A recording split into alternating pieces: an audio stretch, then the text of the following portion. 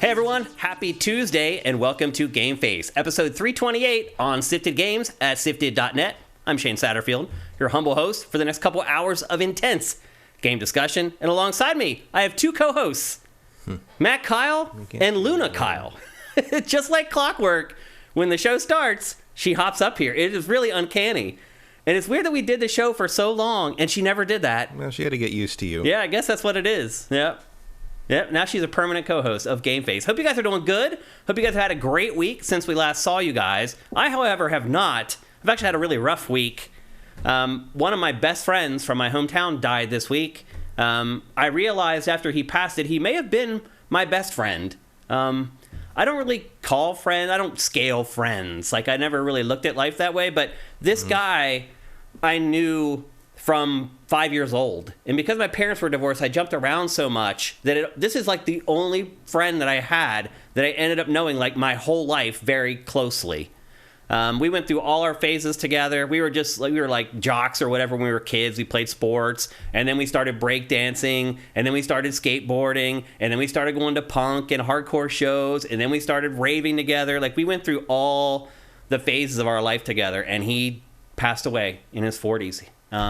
Sean Patrick Lee, rest in peace. So it has been a rough week. It's hard to play games when stuff like this happens. I started feeling a little bit better in the last couple of days, so I really just, like, the last 2 days, I have just played games like a madman to try to get ready for the show. But it's been a tough week for your boy Shane. So if you're the type, maybe send out some positive vibrations to his parents. He was an only child, and he was their only child. Anyway, it's been a tough week. I'll just leave it at that. So hopefully you guys' week has been better. That's all I can say about it. But games are coming out. We've got a big game to talk about today. There's a big event this week too. Lots of housekeeping to get to. Lots of little stories that maybe we should have had some of these as full topics for GameFace. Maybe I judged it wrong, but lots of housekeeping stuff to get to, and some big time stuff. I mean, we can turn anything to a full topic. You're right. You and I. It is crazy, Matt. You and I can talk about anything for a really, really long time. It's really interesting. Like, I don't know why. We're straight white guys. I guess. Is that it? Yes. But some crazy stuff happened this week that we have opinions. Yeah, we definitely are opinionated. That's for sure. A man is here with his opinion. Yeah. Yeah, follow us on Twitter, by the way, if you like opinionated people. Jedi Survivor delayed to April 28th. Nuh-uh. That's what they're saying in That's the chat. Surprising. Well, there you go. There's another piece of housekeeping that we wouldn't have got to except for you guys. April 28th, that's not a big delay. That's like a month. Yeah, that's not a big deal. Yeah, that's not a reason for alarm if you have it on your fantasy team. It is interesting that puts it out of the fiscal. It does. Actually, you're right. Interesting. So something was needed, which means that was a big, there was something. Yeah, that was required. That was a big deal because you've already got the,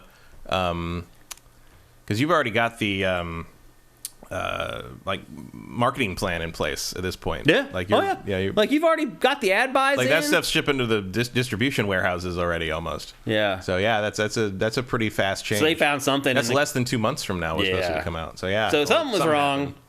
But they caught it, so that's good. But I don't think that game needs to be real solid. Because the last one had a little bit of I've been replaying that on my new PC because it looks real nice. And yeah, it's, by the way, Matt's new PC is just absurd. Yeah, it's all ready. It's ridiculous. It's ready for Starfield. It's awesome. It really is. For that money, it better be awesome. Mm-hmm. So anyway. That's a surprise. Yeah, and then El Guapo's asking about the day before, which we talked about last week. Oh, right, because it lost its title. Well, yeah, it turned out it didn't legally own its title, but it, as you thought when they announced it, it did not get delayed because of that. It got delayed for other reasons. Yeah. It probably needed to be delayed, let's be honest. One of the developers, I saw another interview where they basically admitted, we had other reasons to do it, but that was it was nice to bundle that in with the name not owned properly thing. Yep. So maybe we'll see that by the end of the year. Maybe we won't. Yep. So yeah, that's kind of a smaller story. Jedi Survivor, bigger story. But the biggest story that we're actually not going to dedicate a topic to this week, yesterday, we got reporting from IGN that the big three, Nintendo, Microsoft, Sony, are not going to attend E3. I mean, two of those aren't huge surprises, but Nintendo, that's a new... I really thought Nintendo would be there till the bitter end. Yeah, because it was the only one left on the show floor at this point. Left, and it's Nintendo's so corporate anyway that it just felt like, of course, they'll just do that. It's like, why not? Yeah. They've already got the booth. And Nintendo is also the one who's least likely to do any kind of substitute event. Microsoft is... Phil Harrison, that guy is slippery in an interview, man. Like that interview he did with Kat Bailey, who was a great interviewer. Some of that now, because there was like all the stuff about we can't wait to get back to Los Angeles and da da da. Right. Like it was Meaning, didn't say E3. He means go to their theater across the street from E3. Well, the day before there was a statement that was released that basically like we are doing an event in the summertime framework or whatever, and that sent up red flags to me. Yeah. I was like, uh-oh. And then the very next, and I wonder if IGN's reporter also picked up on that and was like, you know what? Poking around. I'm going to start digging around and see what's going on here. That feels like the correct time frame for that. It does. I mean, if you're a news editor, that's what you should have been doing. So... not a lot of those left. Not a lot. There really aren't, man. Then there's less by the day because sites don't want to pay for them. Mm-hmm. So I'm glad IGN had somebody there to sort of gumshoe the story out. But how do you feel about this, Matt? Is this iconic characters of Borderlands? Borderlands. Yeah. Matt, how do you feel about this? I mean, is E3 going to exist still? I've been saying it's dead for years, so yeah, it's gonna. I mean, it'll zombie on, but I don't know what the hell's gonna be on the floor. Like Square, bunch of indie stuff, Warner Brothers, Sega, Atlas. Because here's the other thing: Bethesda used to be on the floor. You might need to only pay for one hall now. Because Bethesda used to have a booth on the floor, but now my guess is that's gone. Yeah, because they're with Xbox now. They're with Xbox. So there's another booth that's gone. Ubisoft. Yeah. What would they do? Like, I mean, they don't even have any games. Like it? Yeah, no, not really. Well, I mean, they talked about there's a new crew coming. They talked about this morning. Yeah. They said it's one of a kind. Yeah, just like the last crew. And as I can't remember who.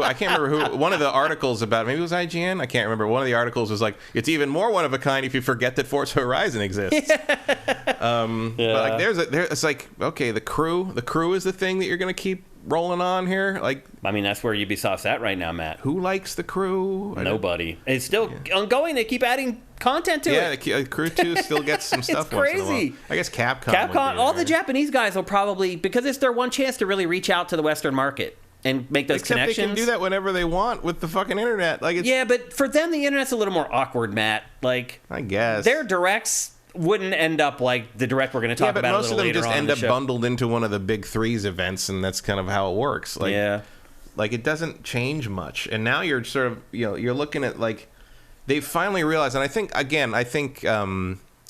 despite the fact that if I'd had time, I would have forged a neon sign that said I called it to put it behind me today. I think the pandemic did artificially accelerate this. Like, where like you were forced to do stuff. Bandai Namco will probably still be there. Yeah, but you're forced to do stuff, remotely and over the internet, and it didn't hurt anything. Mm-hmm. Like Sony still sold more PS5s than they could manufacture. Yeah, like, they still sell them as fast as they can make them. We're never going to have an actual real E3 showing of Tears of the Kingdom, and it's going to be fine. Yeah. Like, it doesn't matter. And you don't have to spend all this money. You don't have to fight for space. That's one of the big things is people, I see people that's like, well, they should all still get together and do all their, like, direct things all in the same, like, 4 days or the same week. Why? That's not good for anyone but us. Yeah. Like, that's you don't want to have to fight for mind share like that. You get the same viewing if you just wait a week or 2 or 3 or a month. Like, is all this stuff going to Summer Game Fest? Is that what's happening? Maybe. I don't think so. I mean, all three are going to do their own thing? Yeah. Because you want control over that narrative, and you don't have to pay for physical presence. You don't have to pay to go to LA. You don't have to pay to do any of that shit. You don't have to talk to Jeff Keighley. Like, it's all kinds of bonuses. I think that they have an issue. It's like, what do we give to Jeff and what do we keep to ourselves? Yeah, I think some stuff will definitely transfer over to Jeff for his thing, but like, the point of not going to E3 is not then to go to a different show. The point is to have control over your narrative, make your own in-house direct stuff, and not have to show it to anyone else, not have to have stuff leaking from like Teamsters dragging stuff into a show hall or whatever, or like for people leaking things early because maintenance people get to walk through the hall and see all these game things. Like, it's, which used to happen sometimes. It's how Final Fantasy something 13. I think. The fact that that's how it got leaked that it was on Xbox, right? Was set up for the press conference. Yeah. So there's no downside to any of that. Pikmin, Union workers leaked Pikmin. Yeah.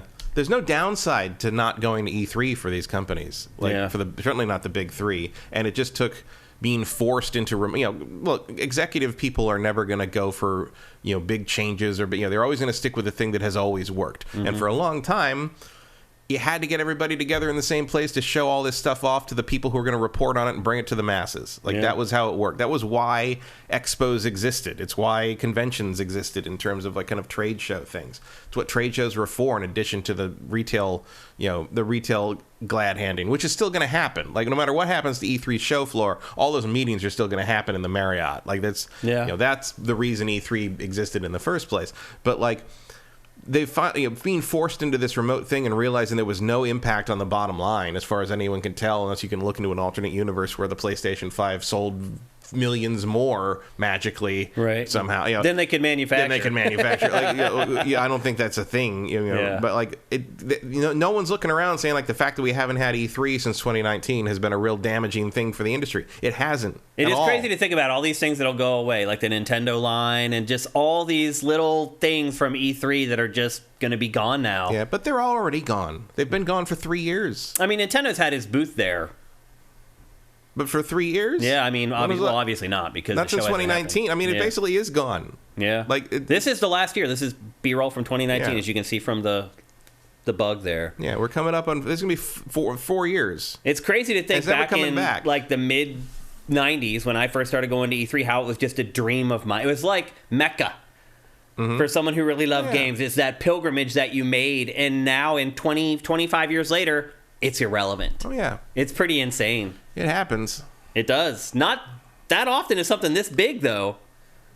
I mean, there's lots of crazy conventions that have stayed strong or got bigger as time has gone on in the last 25 years. Yeah, but this isn't a convention. It's a trade show. Yeah. It was supposed to be. E3, what we think of as E3 was an accident. Yeah. It was the spectacle that kind of grew out of control like a tumor while this actual thing was happening. Watching this footage. Which is it couldn't be better B-roll for what I'm talking about right now. I know, it's perfect. This is not something that happens at dental hardware conventions, which often is a thing that happens the week bore E3, by the way. A dental technology convention happens a lot. Do you think 2014, when they started letting the fans in, was the beginning of the end?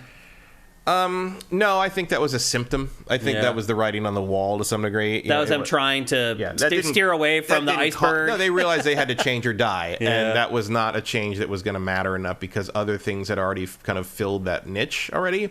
And I don't think the civilian experience at E3 has ever been good enough to warrant the cost of coming here. Yeah, I agree. It's hard to tell someone, spend $3,000 and come and stand in line all day. Yeah, because you forget, it's not just the ticket, it's the plane fare and the hotel and staying downtown. All the Ubers to get to and from every day. It adds up, man. Because that's the other thing is you can either stay in downtown, which is a giant concrete brick of horror, or again just bleh.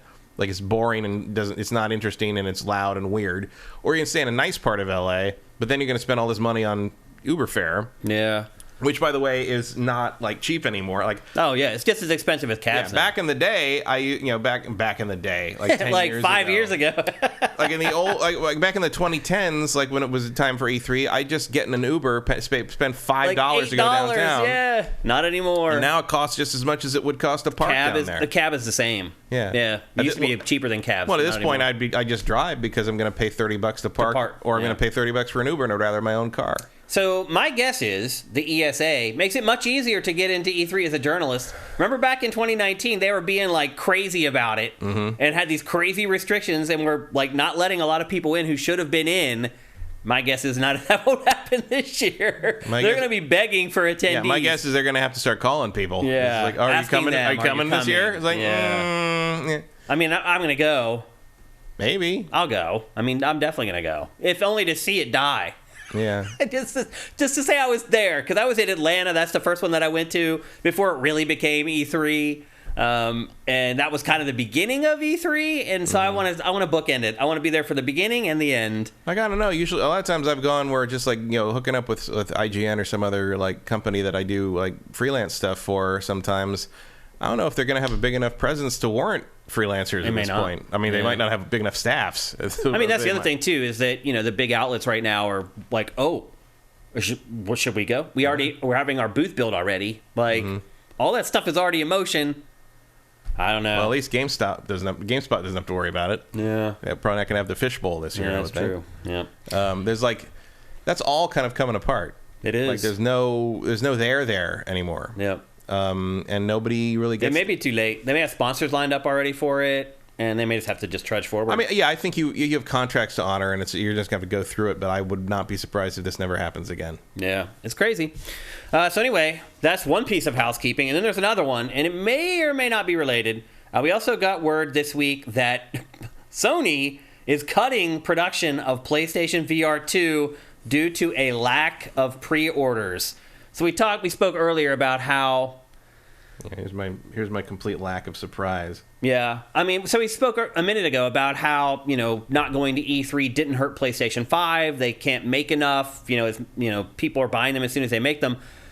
Was PlayStation VR 2 perhaps something that could have got a boost from being at something like E3 because of the nature of VR? No. You have to try it in person. You need to put the helmet on. No? VR is VR. We know what it is. It's a known quantity. Just no one wants the high-end stuff like this. Like it's the price is killing this thing. Yeah. Not the tech. Not that people don't know what VR is. It's the price. No one wants to pay $500 for this thing. Most of the people that were into VR in the first place already got burned for multi-$100 units and learned their lesson. I did. That's what's happening here. I definitely did. Look, man, I pre-ordered one. I don't want to. The only reason I pre-ordered is so we can talk about it on the show. If we weren't doing this show, I would never touch this thing. Hopefully you're pleasantly surprised by it. I will not be. I mean, I'm sure the tech is great. I'm sure I'll be like, oh, this is amazing tech. It's too bad they're never going to fucking do anything with it. Too bad there's not enough games to support it. And I will write it off as a business expense, and that will be the end of it, and I'll have to figure a fucking drawer to it ends up in. Yep. So right now, sell my first PlayStation VR 2 is not give away my good. My original PSVR as like a prize or something. I don't think I need that anymore. I do wonder, too, I don't need it either. Mine's just been collecting dust for years now. I do wonder, too, if this will convince some people who pre-ordered it to cancel their pre-order. Maybe.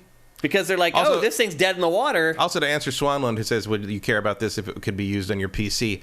A little. That would help. But apparently, whatever the thing is that prevents you from doing that is complex enough that people are like...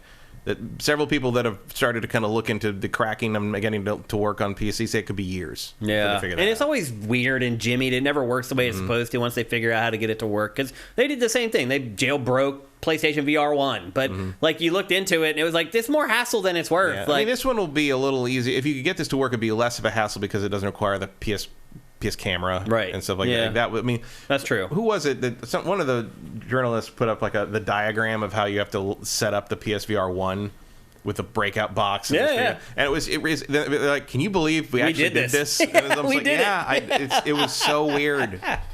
It's true, man. So many wires. This may just be dead in the water. But we told him again, Matt. Here's another case where they should have just called the consulting firm us, and we could have told them this is a terrible idea. If they'd have told us what the price was, we'd have just told them just don't even bother. There's this obvious thing. I get that at some point you have to try to take risks here and there, but just another case where it was just obvious to almost everybody that this was not a good idea. And here we are. So it'll be interesting to see how this first year plays out. I think this was just, they were so committed and they had so much money in R&D on this thing, on VR in general, but also I think there was just no way. They had to do this.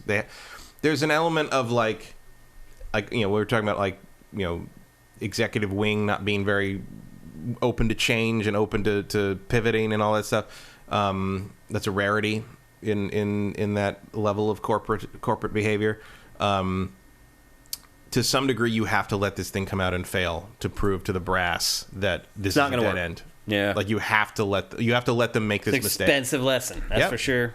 Oh yeah, but I mean, I now have doubts that they'll sell the 2 million before the end of the year. Same reason Zack Snyder's cut of Justice League had to come out. You had to let Warner Brothers learn that there's not enough people in that weirdo cult to support a $100 million film.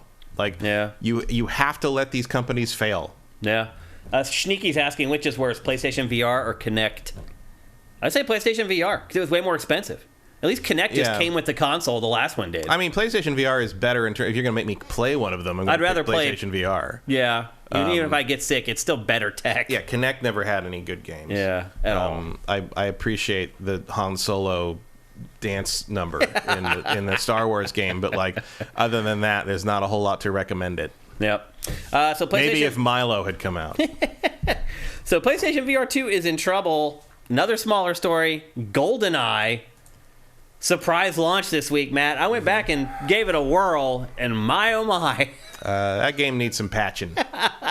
I'm not even talking about that. I'm just talking about playing GoldenEye in 2023. Mm-hmm. It is most definitely a dinosaur, I guess is the best way I could put it. It was not as much fun as I remembered it. And then I was it was, even at the time, it was more like, well, at least it was a first-person shooter that wasn't horrible on a console. Like, I very, very vividly remember PC shooter players being like, this is the thing you're all freaking out about. I was playing Tribes at the time already, too. It was like, you had Tribes, you had Marathon, you had Doom, you had Quake. Like, it was already... the shooter world was ahead of this. On PC. But if you were a console gamer, this blew your effing mind. Quite literally the only game in town. Yeah. Especially if you want to play multiplayer. Yeah. And I was really disappointed to find out there's no online multiplayer. Yeah. Like, I didn't want to play the campaign. I only captured this footage because I'm like, well, hell, I downloaded it. I might as well capture some GoldenEye. I downloaded it to play multiplayer online. I just assumed that would be part of it, and it's not. No. I mean, there's the splits. It's the original game. There's split screen multiplayer. You can play split screen, and that's it. If you wanted to spend $320 on controllers. Yeah, this just feels like they did this to just satisfy the fans who had been asking for it forever. It's a nice thing to make people, because like, oh, there's a lot of weird shit in it. Like, the controls are very off, even for what you expect it to be. They fucked up the music. I think on both definitely on the Switch, but I think on both platforms. There's a missing instrument track. Oh, really? Because it's MIDI. That's probably why. Yeah, the original sound was MIDI. There's a missing instrument track in the most obvious place you can hear it is in the pause music, which everybody knows. Yeah. Is that way more, goes way harder than it needs to. Pause music, like, of all time. It's great though. But there's you know this in the pause music, periodically you get this like kind of distorted, slowed down snare drum sound. Yeah, like that. Yeah. That's gone. Oh, really? That's not in that. this. Interesting. It's missing. So I don't know what happened there. I assume that was just an oversight, and there aren't people who like have just that song burned into their brain working on this. I finished this mission and I was good. I didn't even play the second one. And I finished this mission in like 90 seconds. I've seen that a lot on Twitter and stuff, where people are like, yep, I went through the dam and I got the shortest. I went to the dam, I did the shortest time, I unlocked the thing, I said, still got it, and I deleted the save. Deleted the install. Like, that was all I needed. Yep. GoldenEye came out, I would say, with a whimper, and then other people were complaining about bugs. I didn't even play it enough to know if there were bugs or any of the other problems, but yeah, so GoldenEye, a big flop after literally, it feels like 2 years of like anticipation. Mm-hmm. Well, also the people were disappointed on Xbox, at least, that it's literally the original game and not the kind of the remake update that they had that got canceled. Yeah, that looked a lot better. It's just the same game in higher resolution. It's the N64 game, like high res. Yeah. Some of those textures, yikes. Yeah, I mean, that was those were the days. I mean, even then, some of that did not look great. Well, if you're PC gaming anyway. Again, for consoles, I thought it. It still looked awful. Like like the faces up close and stuff. I don't care if they're the best you had at the time. They still look terrible. Yep. Well, you can see there. David Doak. I've killed that man so many times. Poor guy.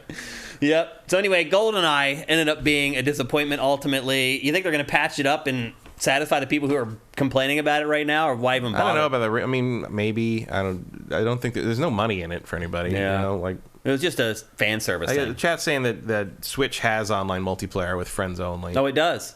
But I don't think Xbox does. It doesn't. Xbox definitely doesn't. That's what I played it on. That's what I captured it on.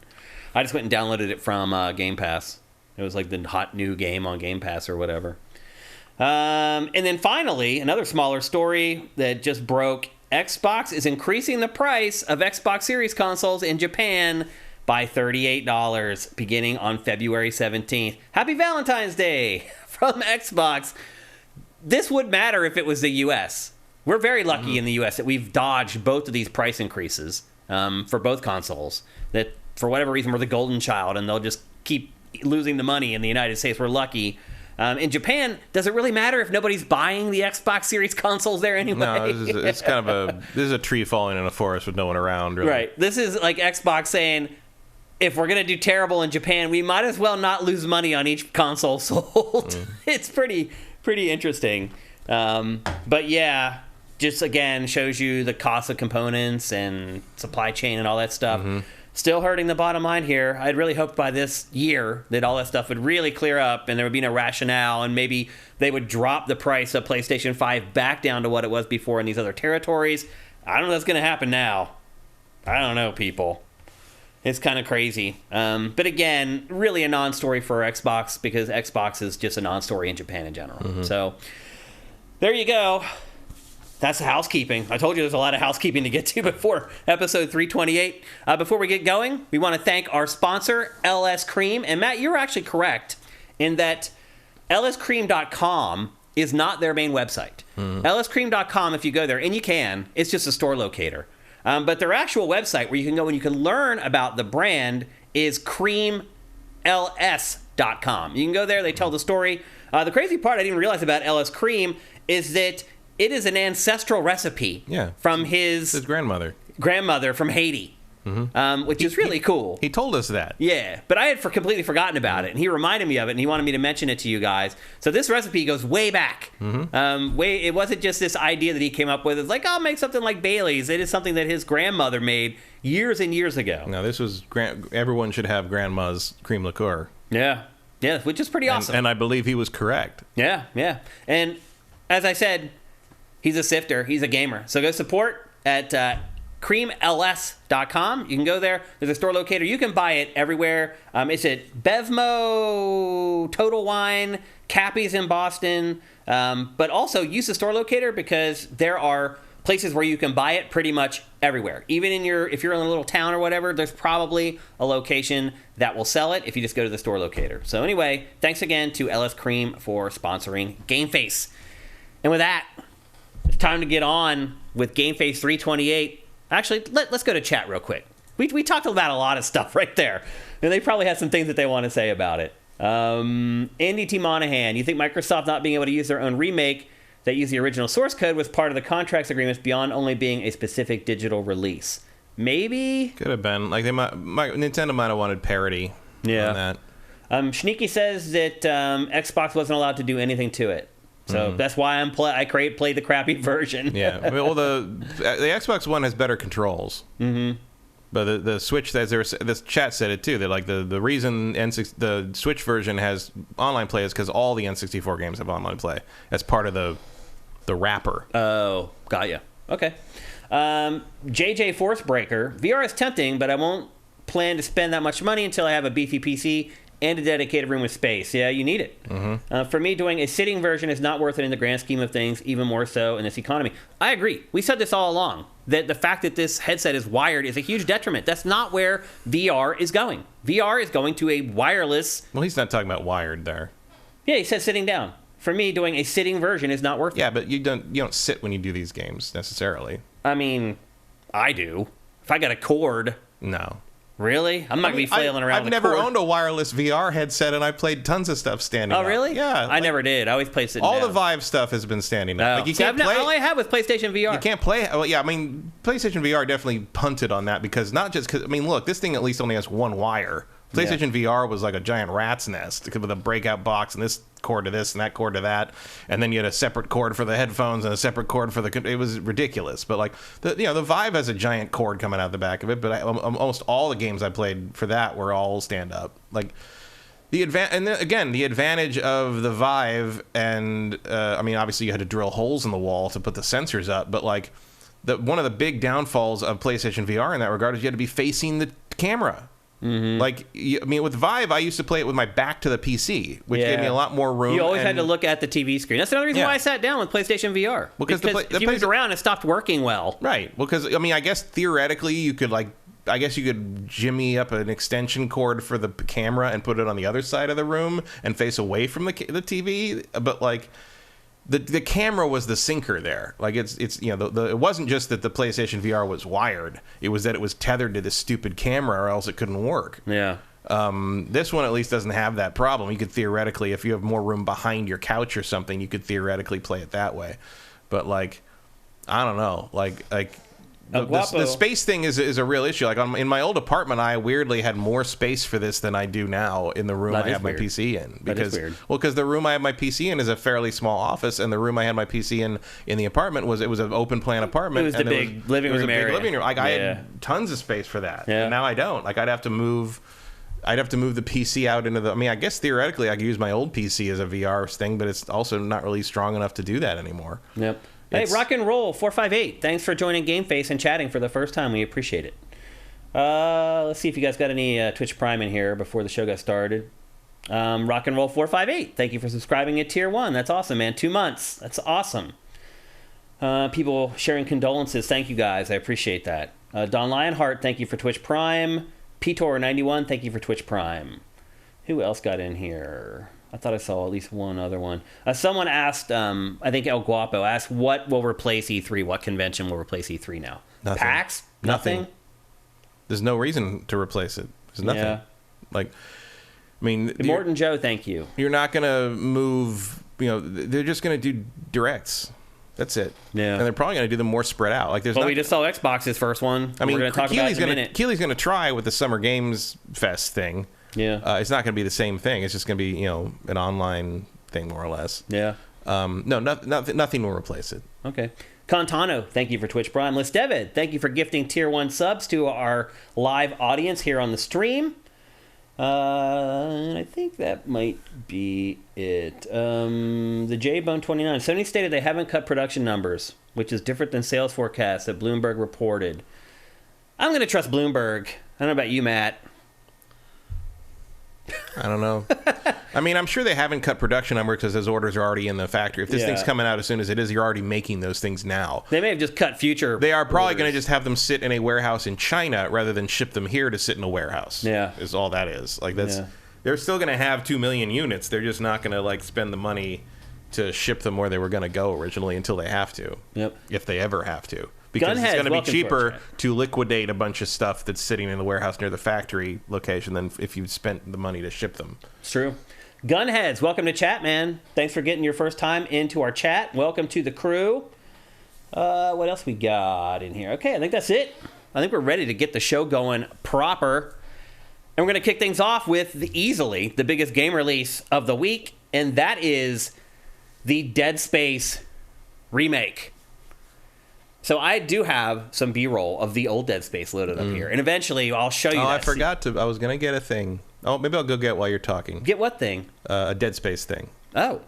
Go get it. I can blather for a couple minutes. You babble for a bit. Yeah. And also, I should note that there is apparently a delivery coming at some point I'm going to have to sign for. So I'm going to have to step away another time. I'm good at filling in. Luna's going to come in. Yep. So the Dead Space remake came out. It is actually, it's not a remake. It is a remaster. There are some slight tweaks to the game from when it came out before, back in 2008. That's the crazy part, people. This game is now 15 years old. 15 years old. If you need something to make you feel old, even if you're not that old, this will definitely do it. Now, this is a pretty faithful recreation of the original game. Again, there are a couple things that they've changed, we'll get to in a little bit. But for the most part, this is just Dead Space in a much higher resolution. Everything has been redone. They completely rebuilt the game from the ground up as far as redoing all the textures, rebuilding all the models, rebuilding the level design. And one thing I will say that is the same but also different in this updated version of Dead Space is the tram.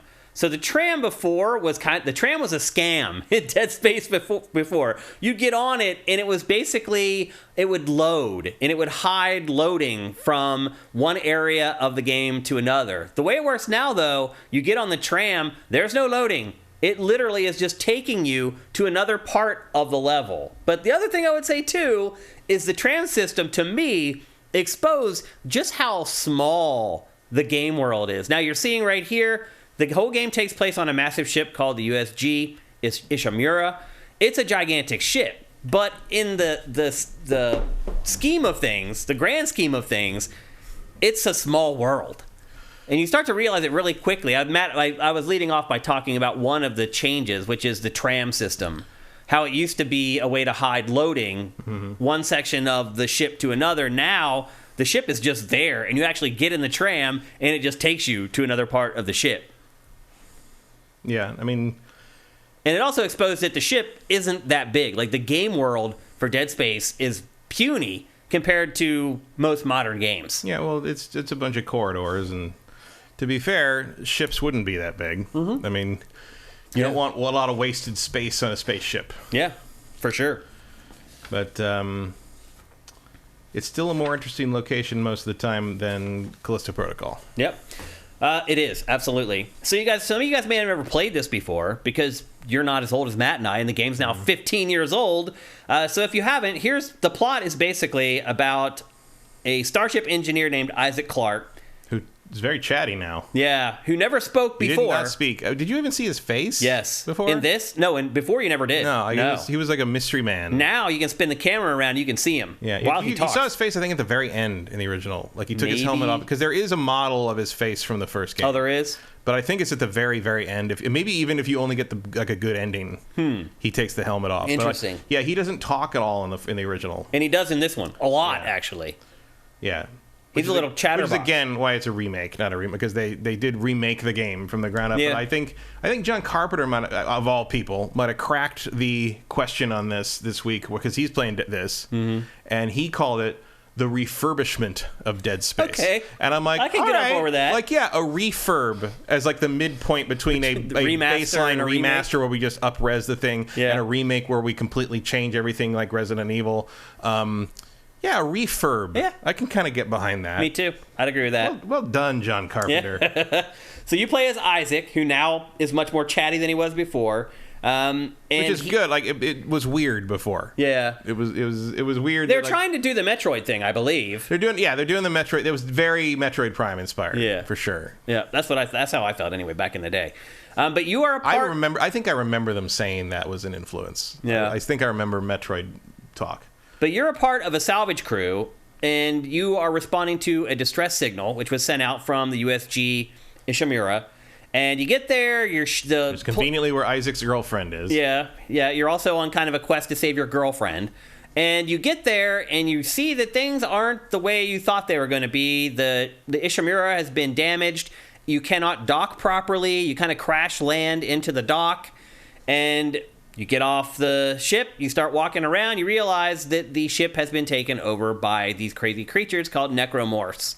And the mystery begins. You lose a good chunk of your crew right off the bat, and then it's just you and a sprinkling, I don't want to spoil too much, of your crew on a mission to ultimately save your girlfriend and really just to get home. That becomes the goal, really, once they realize... Yeah, really, you just got to get off the ship. Yeah, how terrible things have become once they get on the ship. It becomes clear pretty early on that, like, this is not salvageable. Yep. Like, you just got to get out of there. And then you start to realize that the outbreak on the ship wasn't just an accident. And again, I don't want to spoil too much, but there's reasons for why this has happened on the ship. Maybe a case of space madness for some. Space madness. Exactly. So there's some mysteries to uncover, but it is made like a Metroidvania. It's a labyrinthine level design where you end up returning to a lot of areas on the ship. When you're first starting the game, there's a lot of doors that you come across that you can't get into until you've reached, and this is also a new addition to this, there's like a security clearance level now in this game to get in some of these doors. Now, those rooms were all added to the level design. They weren't a part of the original game. So there's these doors now in the game where as you play through, you get new security access levels. And as you get to each one, you can then enter those rooms. And I'll say this, Matt, there's nothing all that valuable inside those rooms. Like, when I got into my first one, I was like, woohoo, I'm going to hit the mother load. And I went in there, and there was, like, 6 bullets for, like, one of my guns. I was like, okay, I guess you added this just for these 6 bullets. But that's also something. I don't know why they added that to the game. I think probably just to have a little more reward when you have to backtrack. Maybe. I think that's the idea with that. That's probably a good, yeah. It probably was a good idea because it does too, and it also reminds you that, oh yeah, this door was here, and now I come back, and now I can get in there. It does kind of help with the feeling of progression through the game. You're not just running through empty stuff you've already done. I think that's the idea behind it. I don't know how successful that is, but I think that's what that's there for. And then one of the coolest things about Dead Space, both versions, is that most of your weapons are not really weapons. They're tools that have been repurposed as weapons. For example, the plasma cutter that you use, where you can change the orientation so it cuts vertically or horizontally, that's not really a weapon. It was used for other purposes, but now that you're here and you're stranded, you don't have weapons to fight these guys, you're kind of repurposing. And he's an engineer, so that's what they do. And there's a weapons bench where you can go to, and you can improve all the armaments. There's another place you can go where you can improve his suits. I don't know what version you were playing, Matt, but I started the game with 8 different suits. I think EA sent me a special version or something. I was playing on Xbox, and I had a bunch of different. But the interesting thing, the suits in the original that you could get as bonuses and stuff and unlocks, both for finishing the game and for pre-ordering or extra expansion packs. A lot of them had different stats. A lot of them were basically cheating. Mm-hmm. That's all the different suits in this game are just cosmetic. They're all the same. Yeah, it's just for looks. Yeah. So there's the plasma cutter, which you've seen a lot of combat with that in this footage right now. There's another weapon called the pulse rifle, and the rifle part of that kind of sucks, in all honesty, Matt. Mm-hmm. But the alt fire for that are proximity grenades.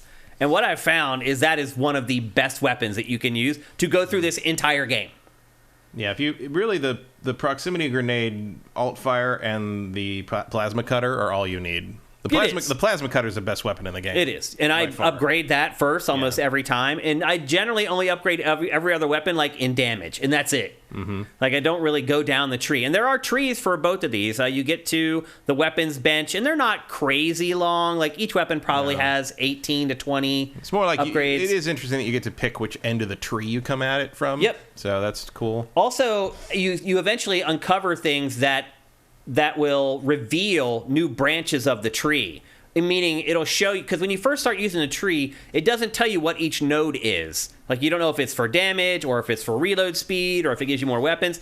As you start going through the tree and it starts revealing that stuff, there are pickups that you can get that you find out in the world, and you bring them back, and then that will reveal parts of the tree. So it can tell you, if you want to go damage route, this is the way you need to go on the tree to make sure you hit as many damage upgrades as possible, which I thought was a pretty cool idea. So there's that. There's the pulse rifle. There's a ripper, which shoots saw blades. But what I've used it for is I just load it up and leave the saw blade in front of me, and then just run into and just cut them in half. Yeah, it has a bit of an undocumented feature there. Yeah, that's what I use it for. It's great for crowd control.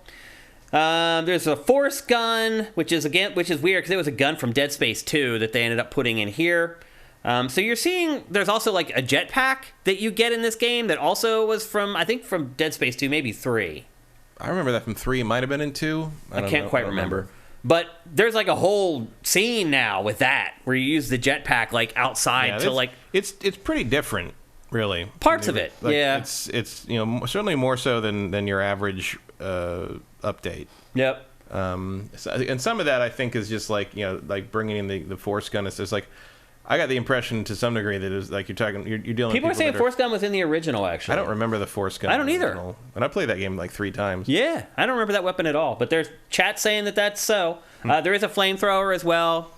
There's a lot of weapons actually, but as you said, I just pretty much use the plasma cutter. Mm-hmm. And again, you change the orientation of that because a big part of defeating the enemies in this is crowd control, and so you take their legs out. And that doesn't stop them, it just slows them down. So it's a little bit like Eternal Darkness. And I never picked up on this when I played it the first time. But it's a lot like Eternal Darkness. You go into a room, there's a ton of enemies. If you just try to fight them, you're probably going to die. So you incapacitate them. And then you take them out one by one. So in Eternal Darkness, you would decapitate the enemies. They'd walk around aimlessly until you finished them off. Unless. And this... The green ones can still see you. Right. They're magic. Yeah. This one, you take out their legs, and then they have to crawl around. And they're still dangerous when they're crawling around, but they're much easier to handle. Yeah, unless you run into ones that don't have legs. Right. And they just suck. Yeah.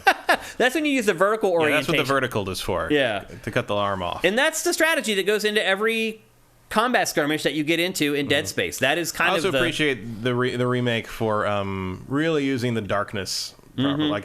Like as you can see in the footage here, it's dark. Like, you can't see unless you turn that flashlight on, which slows you down, which forces you into a situation where you're in a kind of a disadvantage speed-wise. Yep.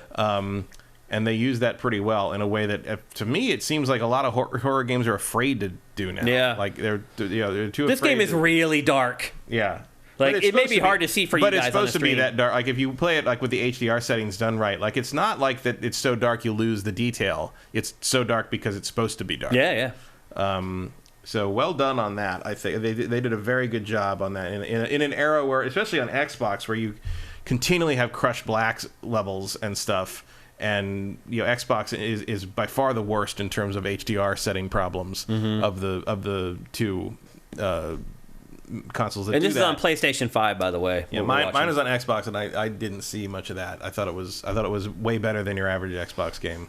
Yep, and then you get a couple I didn't play it on PC because one of the things I have learned is that don't buy new games on PC because none of them work at launch. Like this thing's broken too. It's got all these weird stuttery hitches things and stuff. So I'll pick these up as they come out, as they get fixed and drop in price, I guess, because originally I'm like, I'll get everything on PC because it's going to look amazing on the new card, but like everything that comes out, like all the initial reports from like Digital Foundry, was like, yeah, this thing's kind of broken, like better wait for a patch. I'm just like, well, I don't want to wait for a patch, so I'll just get the console version, like, because I know that's going to work right, and so it does.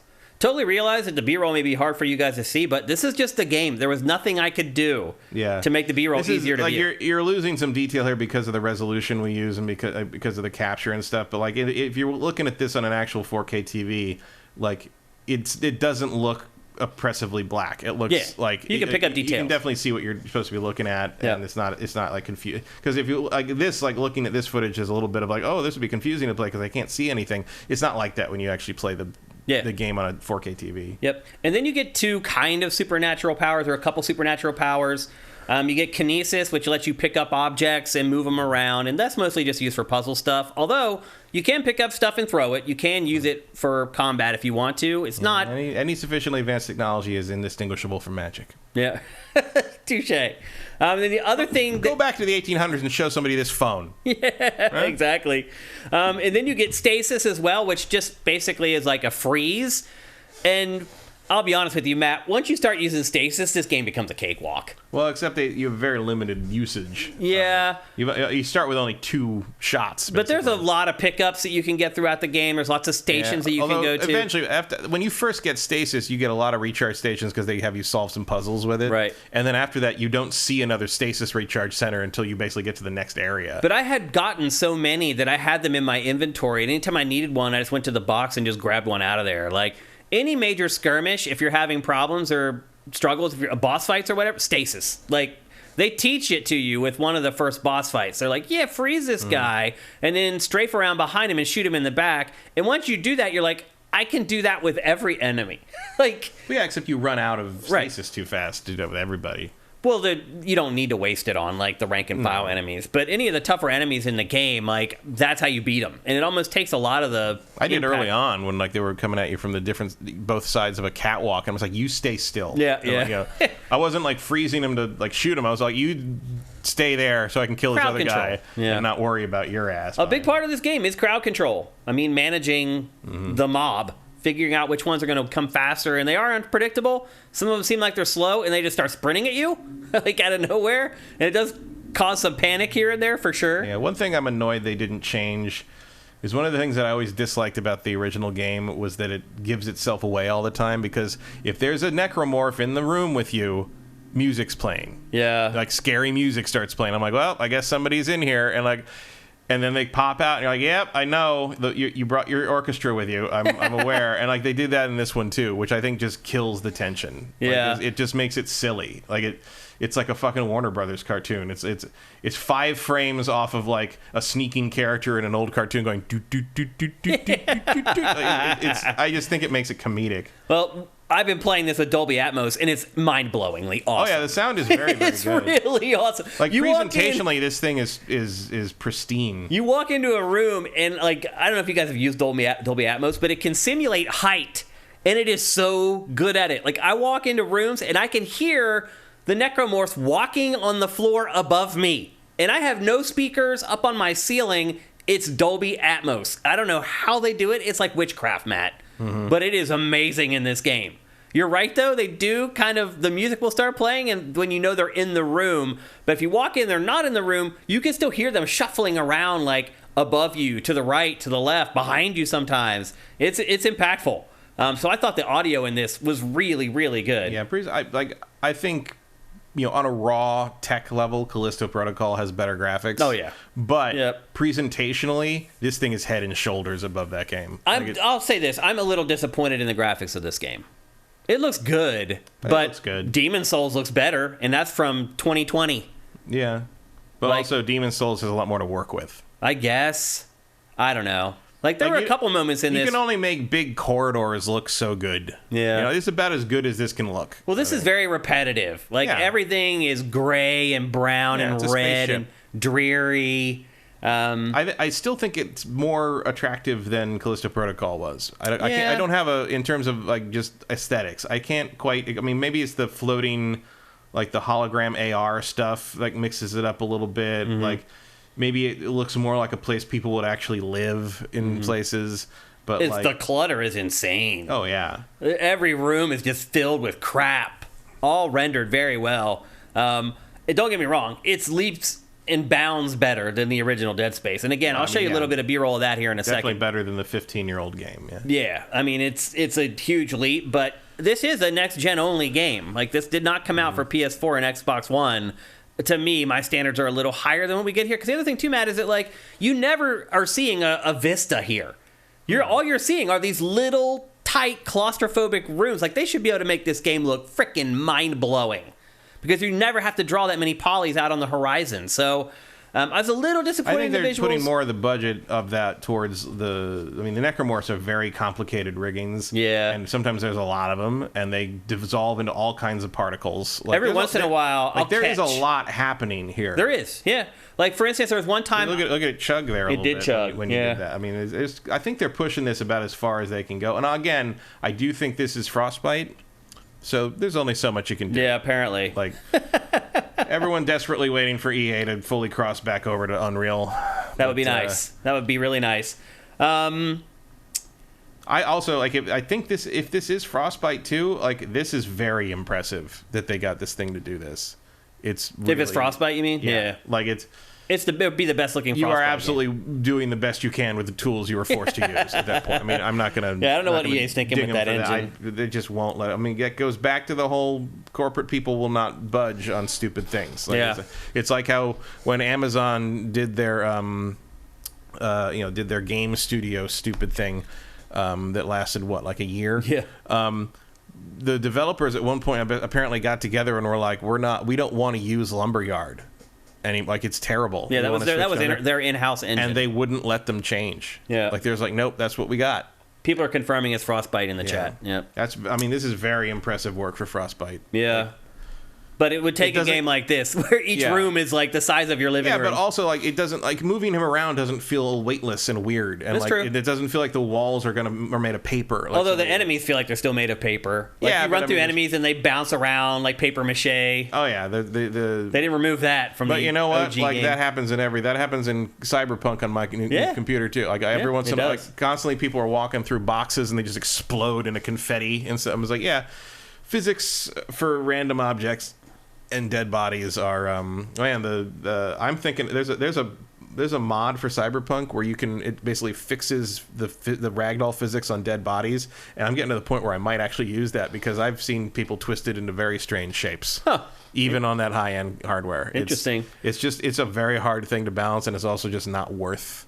Yeah, it's not worth it. Like, because what's the alternative? Like having to fucking skirt your way around a dead necromorph? Like, that's not fun. Yeah, like, I'm happy with them to bounce around. It's weird. It scares me sometimes though, because the other thing we haven't talked about yet. Sometimes the big blade arm will flip over like that, and you think you're being attacked because the monster closets in this game are insane. Mm-hmm. You'll see in this B-roll in a minute. Like, there's a moment where I'm walking down a hallway. There's nothing.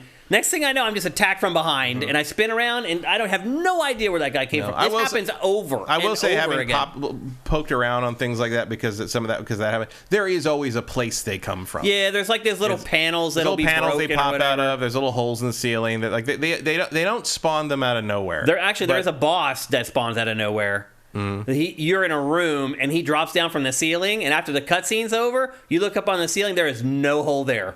So they made mistakes have been made. But at least they showed you him drop down. Right. I'm talking about cheating from behind. The monster closet stuff. Like that's not a thing. It's really bad though. Like this is that's Dead Space. It is, but I'm just telling people. Some people have never played Dead Space. It is the worst monster closets you've ever experienced in a game. Worse than Doom 3. They're the worst. I wouldn't go that far. I think they're worse. I think Doom 3s are more artless. Doom 3.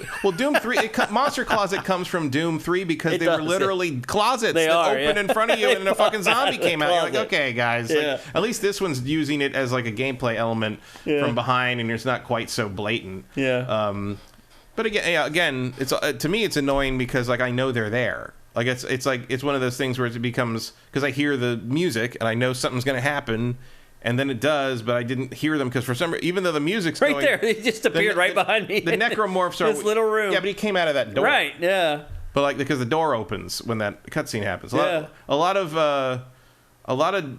door locks in this game are conveniently linked to a thing happening in another room. You go to that door, it's locked. Then all of a sudden it unlocks just for that creature to come in behind you. And that happens over and over in this game. Just be ready for it. But like it's happening because the music's already going, and then that thing happens, and it just becomes annoying. It's just it's not scary. It's not like challenging. It's just like I knew you were there, and I just didn't pick up on it because it's so dark. And now I'm annoyed because I lost half my health. Yeah. Also, I didn't realize until a little bit into the game that if you have health items in your inventory, I don't remember if the original game did this. If you have health items in your inventory, and you get hit and it would have killed you, you will automatically use the health item. I didn't even realize that. Yeah, because I kept picking up health items, and then I go to use them, and I'm like, where is all my health I never noticed that. But it's because they use them automatically to keep you alive. Oh, I didn't know that at all. So you may have noticed that I've been using save points in this B-roll, but you don't always, if you die, you don't always go to the save point. There are checkpoints in the game. Yeah. Which I don't think there were in the original. I don't remember them. I don't think that there were either. That would have been kind of anathema to survival horror design at the time. I like the documentation that Electronic Arts sent me with the review code said that all that stuff changes based upon the difficulty setting you select. How far back you go after you die as far as where the checkpoint is, whether there are checkpoints at all. So if you play the hardest difficulty setting on this, there are no checkpoints. You only go back to the last place that you saved. So that stuff all shifts and changes based upon the difficulty setting that you chose to play the game on. Justin Horman says there are checkpoints, especially before bosses in the original. But not like in this, they're everywhere. Oh, they're yeah. You don't need to use the save points. Yeah, I do, but you're right. You don't have to. And I think it's just habit that I keep using. It's more important to use the save points when you're backtracking because the checkpoints don't happen as often then. Yeah. And there are some times where the checkpoints are kind of annoyingly far away, and it will force you sometimes to play kind of a big chunks of the game. Like, even if you did something iconic, like get a new weapon, and you die after you get that weapon before you get to another checkpoint or whatever, they will take you back to before you got the weapon. So even sometimes big events in this game doesn't necessarily mean that you're going to get a checkpoint. Sometimes you do have to go back and play more parts of the game than you're used to in most modern games in 2023. Still better than Callisto Protocol did it. I'd agree. I would agree with that as well. The biggest thing with Callisto Protocol was the inability to save after you'd already done like the 3D printer upgrade thing. So you had to sit through that every single time you died. Yeah, that was annoying. How did you had to run into that in testing? How did you not fix that? Probably my biggest complaint about the game, and this was true of the original as well, is just the lack of enemy types. There literally are like 4 or 5 different enemies that you fight over and over. And look, I get it. These are the crew members of the ship who have been transformed by, and I'm not going to spoil what it is that's causing this, but they've been transformed, and they're going to transform the same. So if they're all humans and they all get the same whatever it is, they're going to turn into the same creatures. I get that. Like the differences are like, oh, this one's like a foot taller. Right. Like there's tougher ones. And like sometimes you have to shoot their leg 8 times to drop them instead of 3 or whatever. But and then they get like double, like there are ones that can come back to life or pop out of things. Yeah. Yeah, it's. But you do end up fighting, for the most part, the same enemies over and over. And there aren't that many boss fights in this game either. And it's also weird the way that they're spaced out through the game.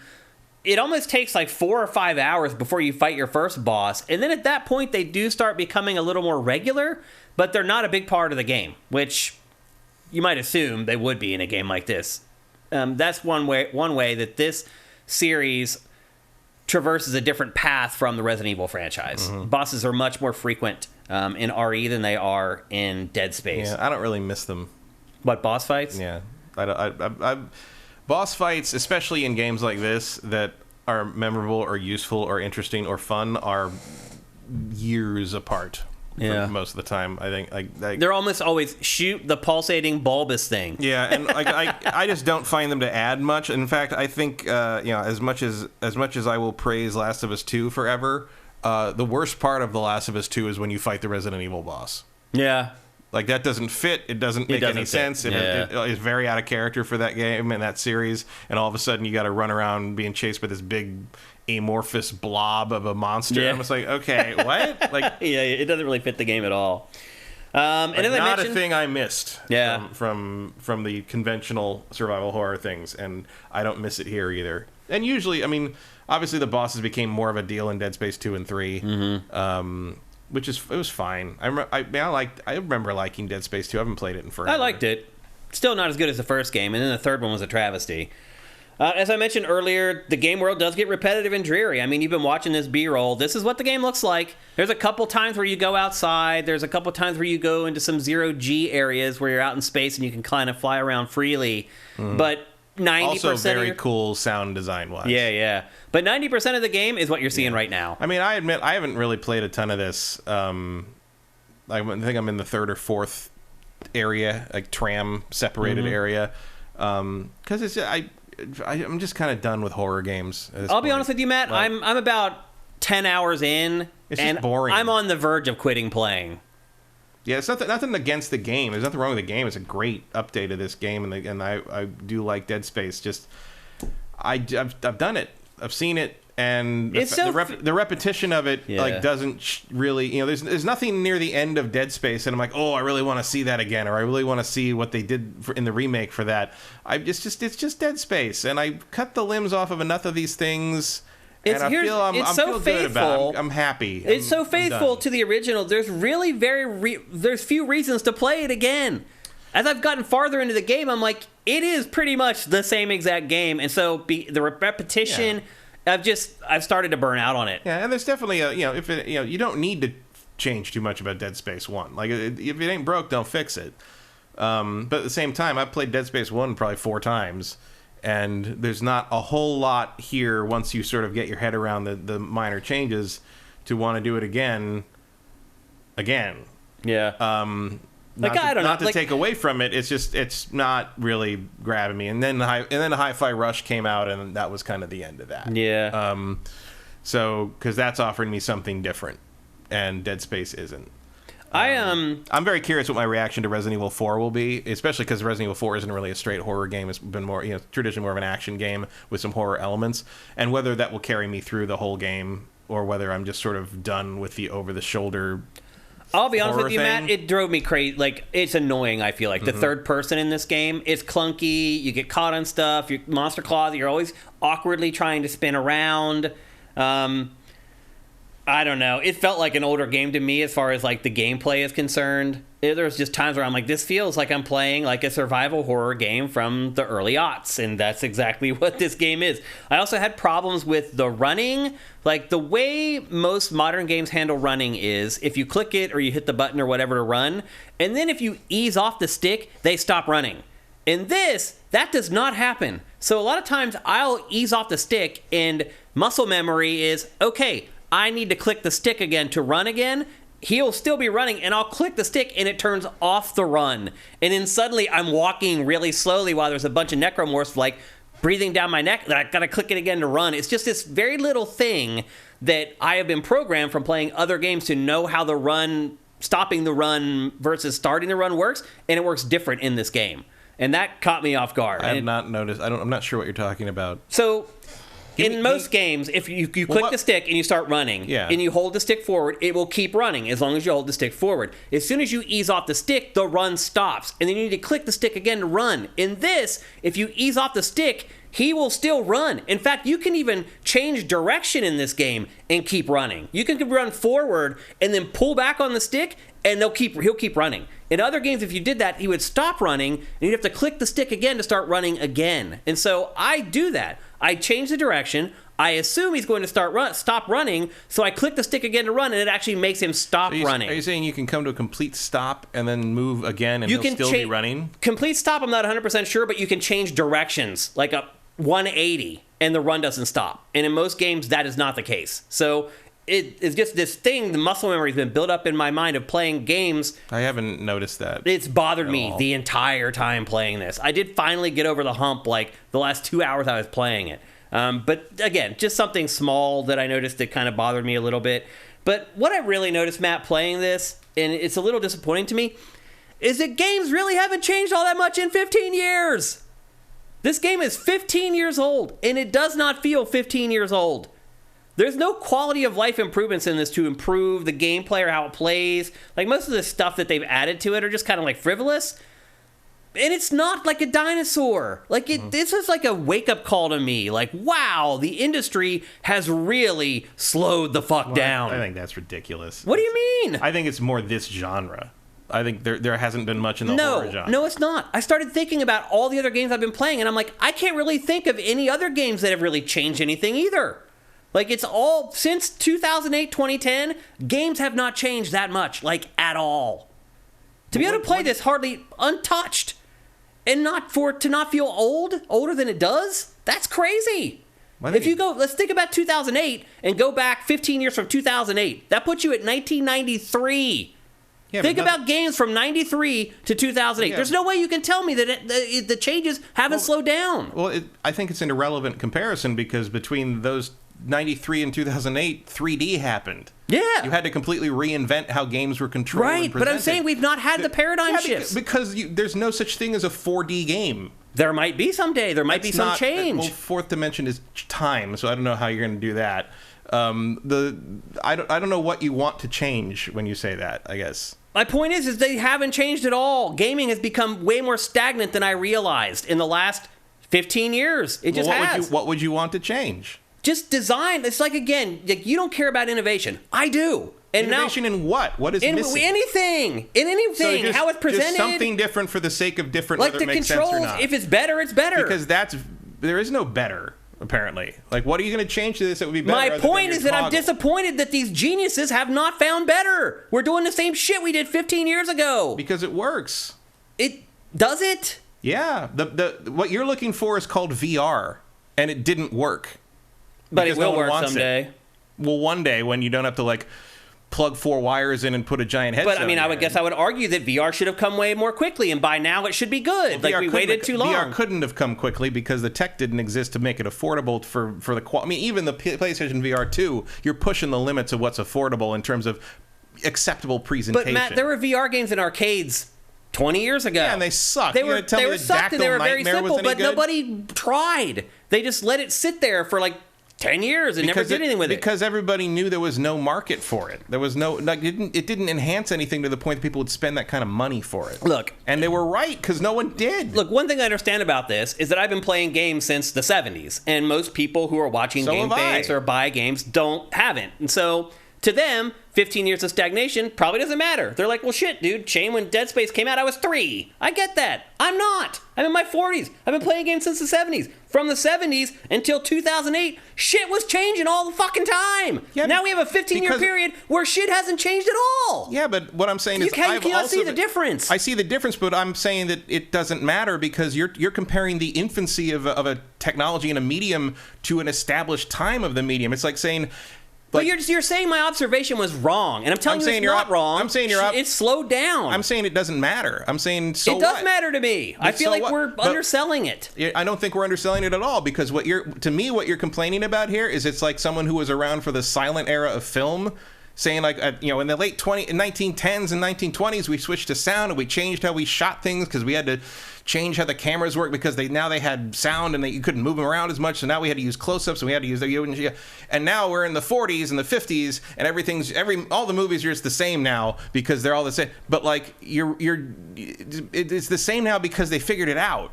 But movies have changed, Matt. Well, they eventually did. They turned to color, and they changed in terms of style, and games have changed in terms of style. But they changed 3D, the CG, the technological advancements in films. Yeah, but now you have like these crazy theaters that like rain and blow wind and shit. Yeah, but that doesn't make the movies any better. Some people think it does. Well, I mean, look at Avatar. It's pulling into dough. Yeah, but it's not a good movie. But people...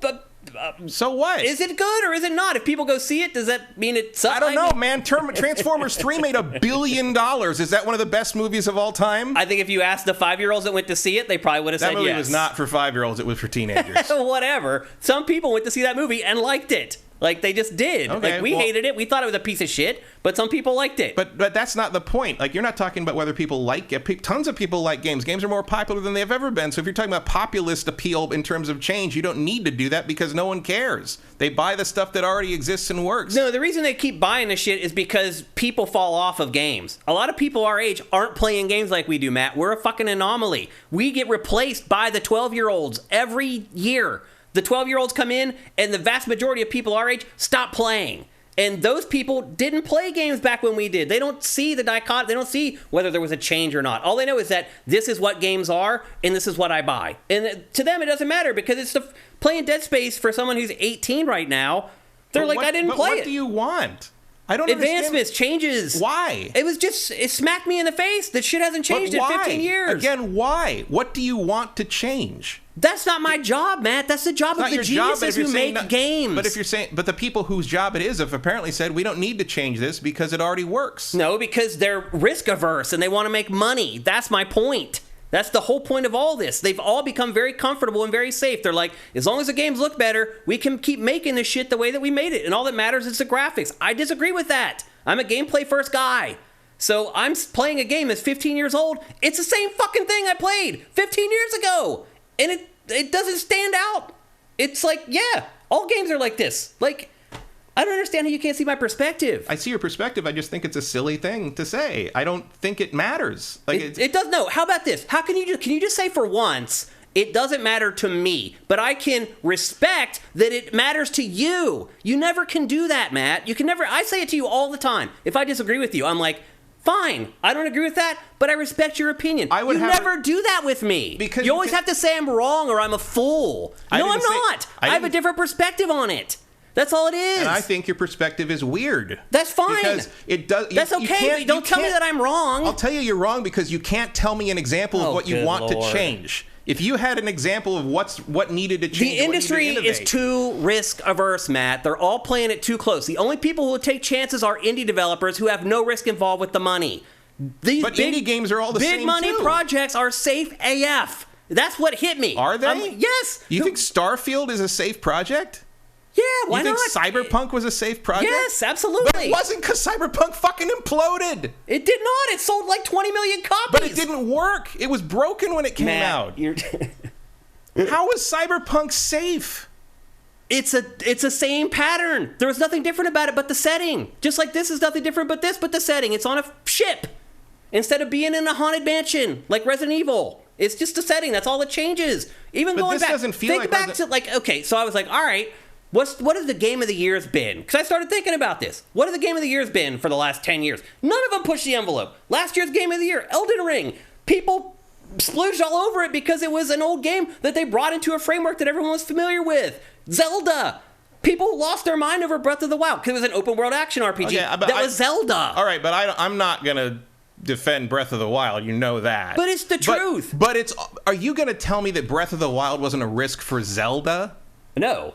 It was the inevitable conclusion that we all had waited for a good 10 years at that point. But it's a massive change to the format of the most proven series in Nintendo's catalog other than Mario. They waited 10 years after open world games were a thing. Open world action RPGs had already taken over. But even in they that were the least risk averse. Look, man, I'm never going to sit here and defend Breath of the Wild. You know that. I think it's one of the most overrated games ever made.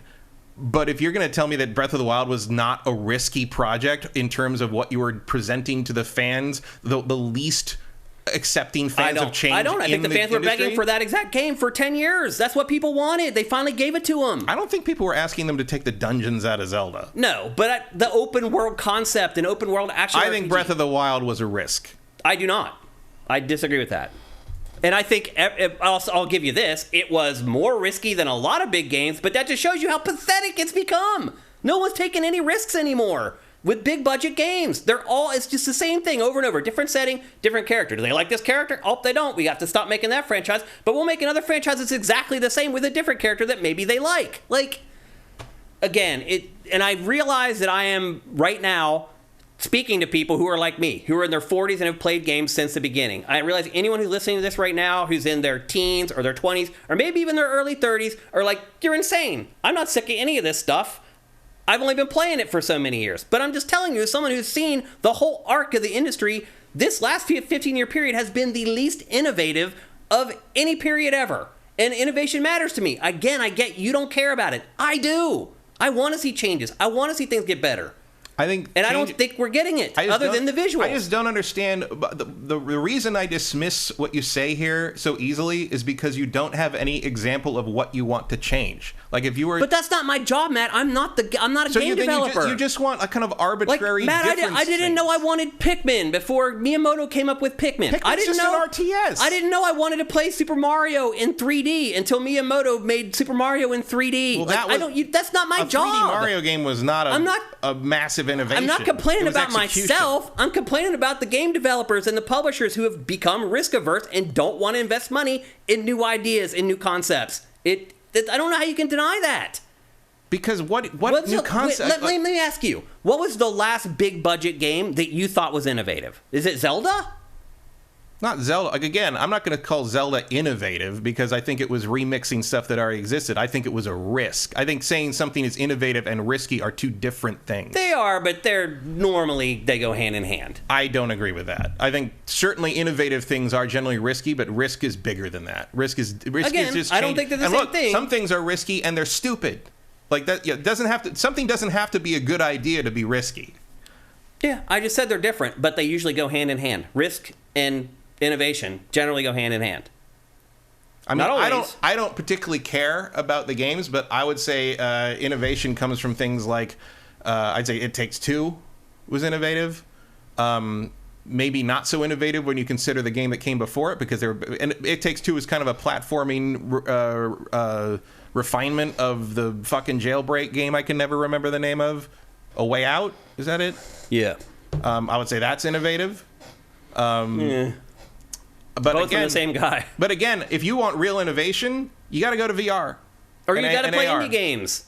I don't think indie games... It never used to be that way, though. I don't think indie games are innovative particularly either. I mean, I guess you could say Undertale was very innovative. We used to get games that were in the top 20th percentile of budgets that broke the mold, that tried new things, that innovated. Now, and look, there is a law of diminishing returns involved here.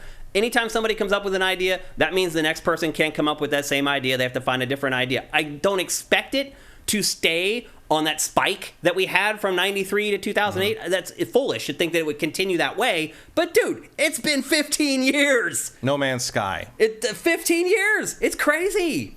But, I do think this game feels a little primitive. A couple things do. But also, for the most part... But also there's a bunch of stuff like that it doesn't... I mean, you mentioned Eternal Darkness.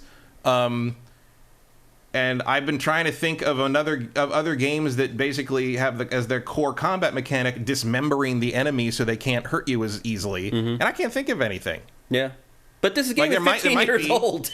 I mean, I guess that technically goes all the way back to Die by the Sword. Yeah, I mean, why, at the very least, why haven't other developers stolen this idea and expanded upon it? I think because it doesn't sell games. Like, it's it's a business, you know. And I mean, here we are 15 years later, and they've remade this game. I think if you're going to make that complaint about AAA games, that complaint has to also apply to indie games, because most indie games are not innovative. Well, they are aping the 5 forms of indie games that have been giant mega hits. Yeah, but you have to consider the resources that they have available to them. A lot of times it's 5 dudes or whatever, like working in a garage. Right, but that's the same as the people who were innovating back in the 80s.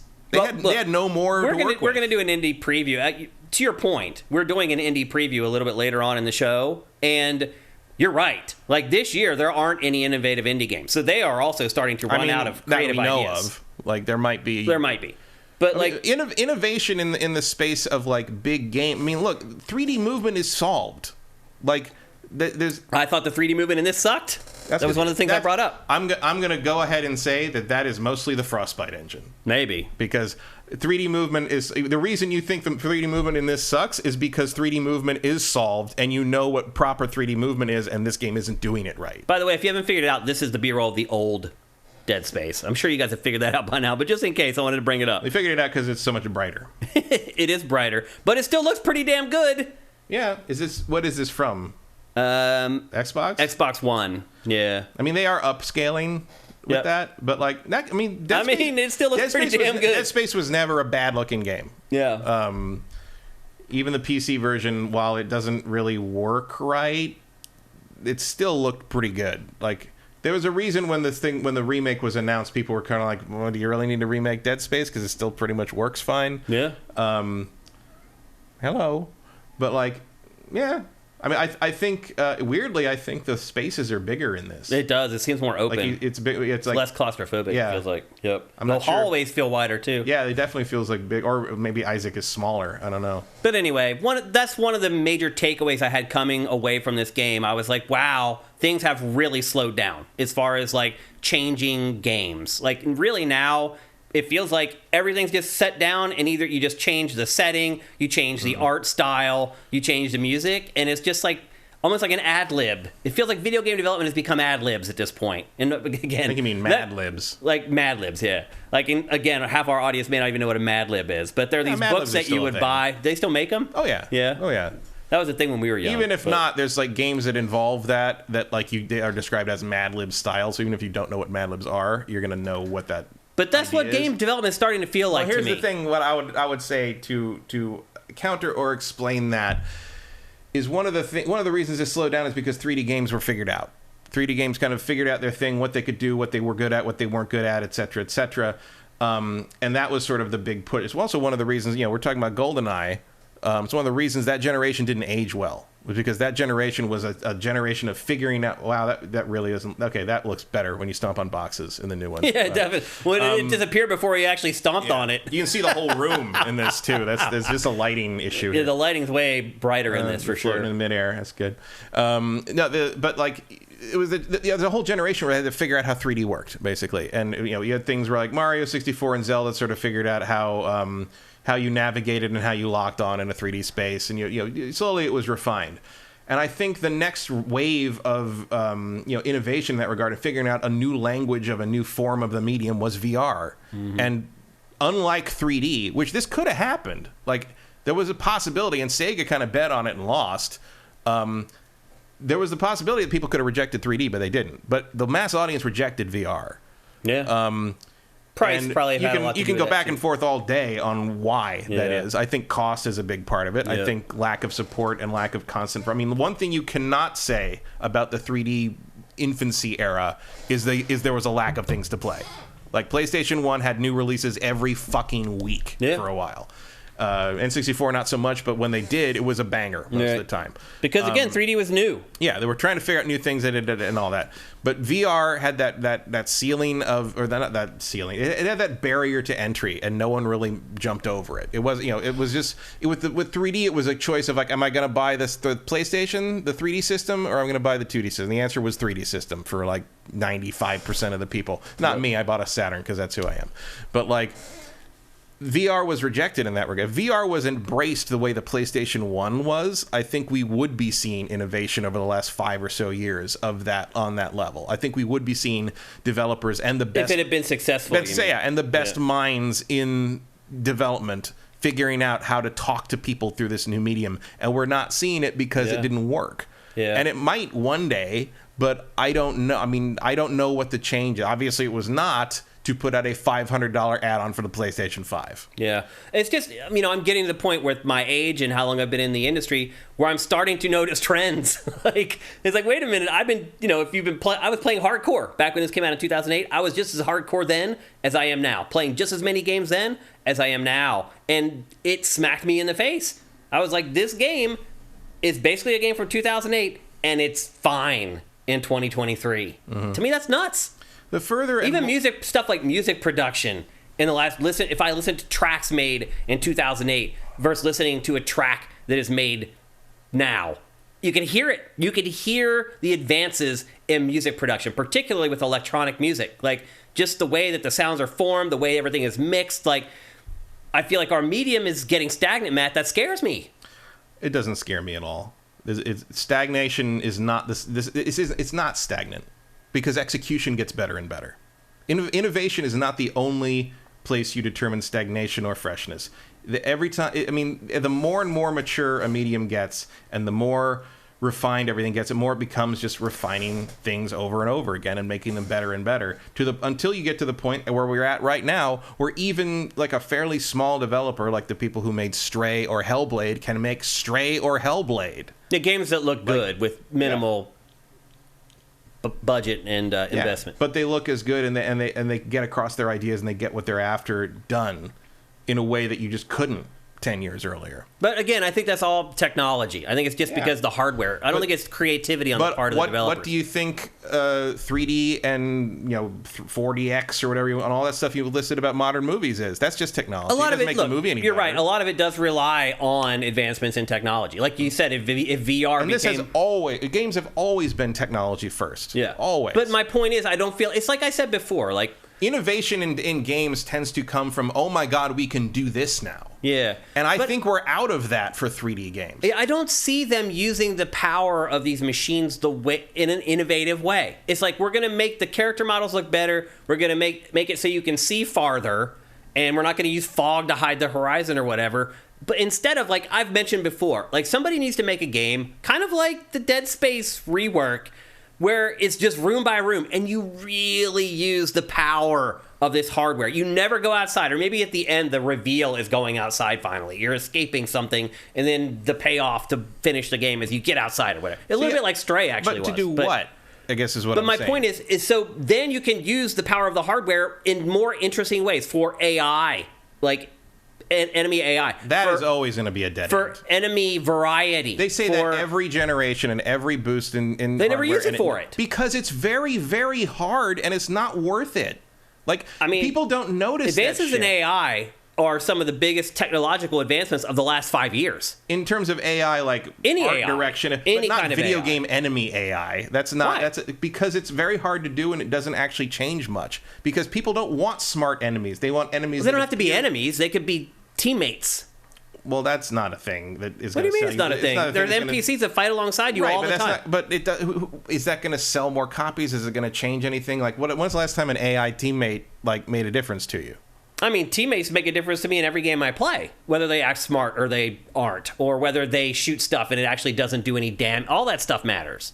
Absolutely. So anyway, this is just an observation that I had after playing a big chunk of this, that I'm like, here I am playing the same game I played back in 2008, and it's fine. It doesn't stick out. It's just another video game that came out in 2023. That, to me, seems crazy. I mean, I don't know. I think this is pretty different from the stuff I've been playing recently, but it doesn't... Different because you mean like as far as it feels old? Yeah. I mean, I don't think it does. I mean, there's a couple of nuances that I mentioned throughout our discussion. I think at the very least the controls feel a little dated. Yeah, I mean, I mentioned that. But part of that is, I don't know if I never felt that about the original game, but that's probably because I haven't played the original game in 7 to 8 years. Yeah. And because of the horror game, horror games have always had the crutch of it controls bad because it's supposed to be scary. Because I'm like, no, that's just fucking annoying. That was always bullshit. The tank controls were always bullshit. Yeah. I kind of feel like Resident Evil 4 is a little more advanced than this game in a lot of ways, even going back to 2008. I mean, it's obviously taking from Resident Evil 4. This game doesn't exist without Resident Evil 4. But Resident Evil 4 keeps it a little fresher throughout. And that's probably changes in environment. Well, I mean, look, we're about to play. You decide this takes place on a spaceship, you're on that spaceship. That's one of its weaknesses is the environments can't really change much. Well, it'll be interesting to play the RE4 remake and see what parts of that game Capcom felt wasn't up to scratch for 2023, and I'm fascinated. I'm fascinated in what my reaction to that will be because I love Resident Evil 4. Me too. I haven't played Resident Evil 4 in forever. Yeah, I'm considering playing it again before the remake comes out, just to sort of have it fresh in my mind, or at least start a game. Probably that's a long game. Yeah. But I don't know. I don't know. It's. I really don't know what my reaction to the Resident Evil 4 remake is going to be. I hope it's great. I hope so. I mean, I hope it's awesome. I hoped that was going to be my reaction to this, and it kind of is. I mean, I still played 10 hours of this thing before I started to burn out on it. This is a really good remake, but I was also surprised how much I had forgotten about the game. Yeah. There was a couple puzzles I was like, I should remember how to solve this puzzle right away, and I didn't. And I was also surprised a little disappointed in my retention. I was surprised on how much I'd forgotten how the kinesis worked. Yeah. I'm it took me 3 minutes to figure out how to move the first box properly. Yeah. I'm like, oh right, because you have to move him with that would be solved differently today. It should be. What I'm surprised that they didn't change how you controlled that. I wonder if they just couldn't figure out how to make. Yeah. That would have probably required overhauling how all the puzzles worked with that, and probably that was too much work for this project. Yeah.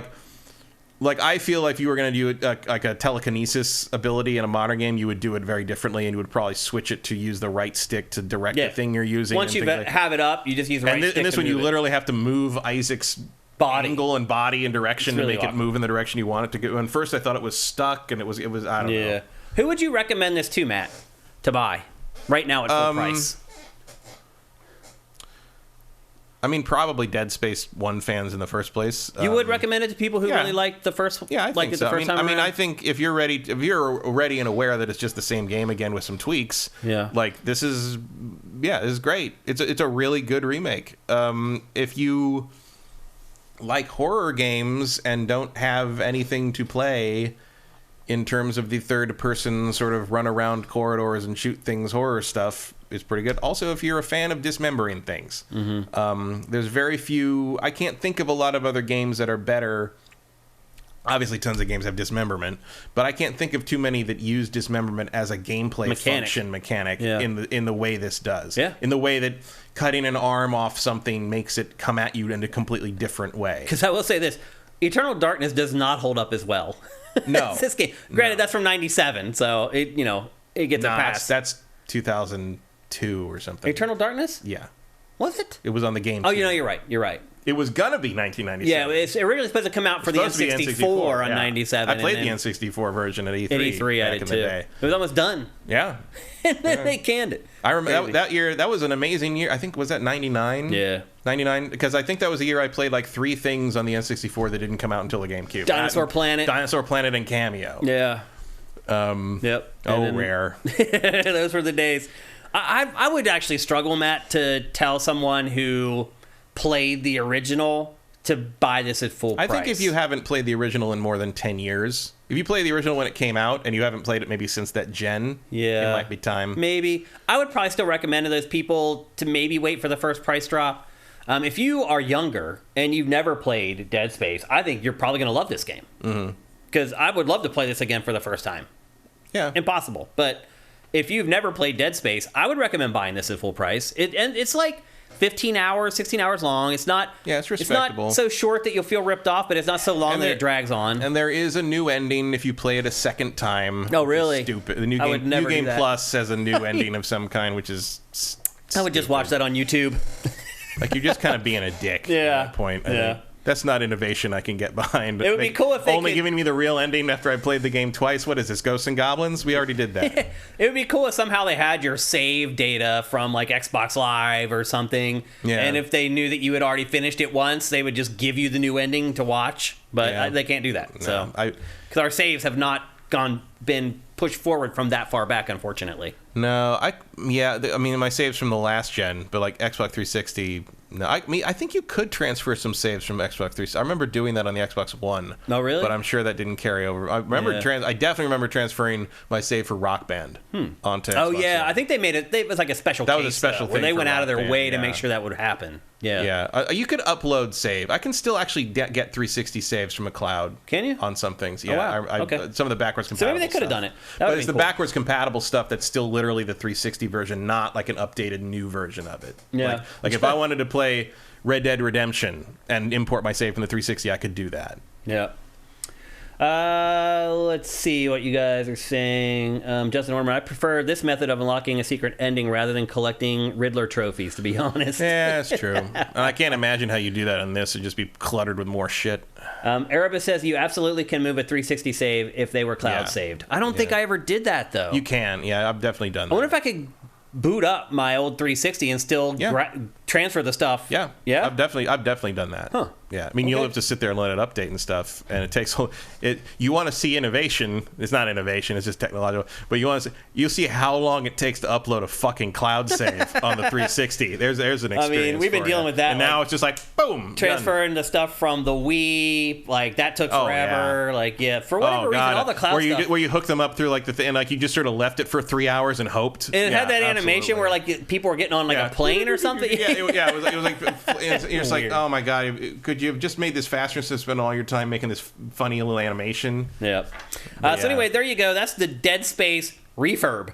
Yeah. Got Mr. Carpenter. Got that. Yeah. And this is what I went to get. Oh yeah. Let's put the camera on you so you can show it off. What is that? This is the limited edition of Dead Space 1. Oh snap! There are only 1,000 of these. Really? You had to order them special through EA's website. I don't remember why I ordered it, because you had to pre-order it. It was sold out like that. And I just ordered it because I thought it looked cool. And what's in there? Well, the game was in here, but then there's a signed card. Who signed that? Glenn Schofield. It is Glenn. Yeah. That's awesome. And another thing also signed by the art guy. And then you open this up.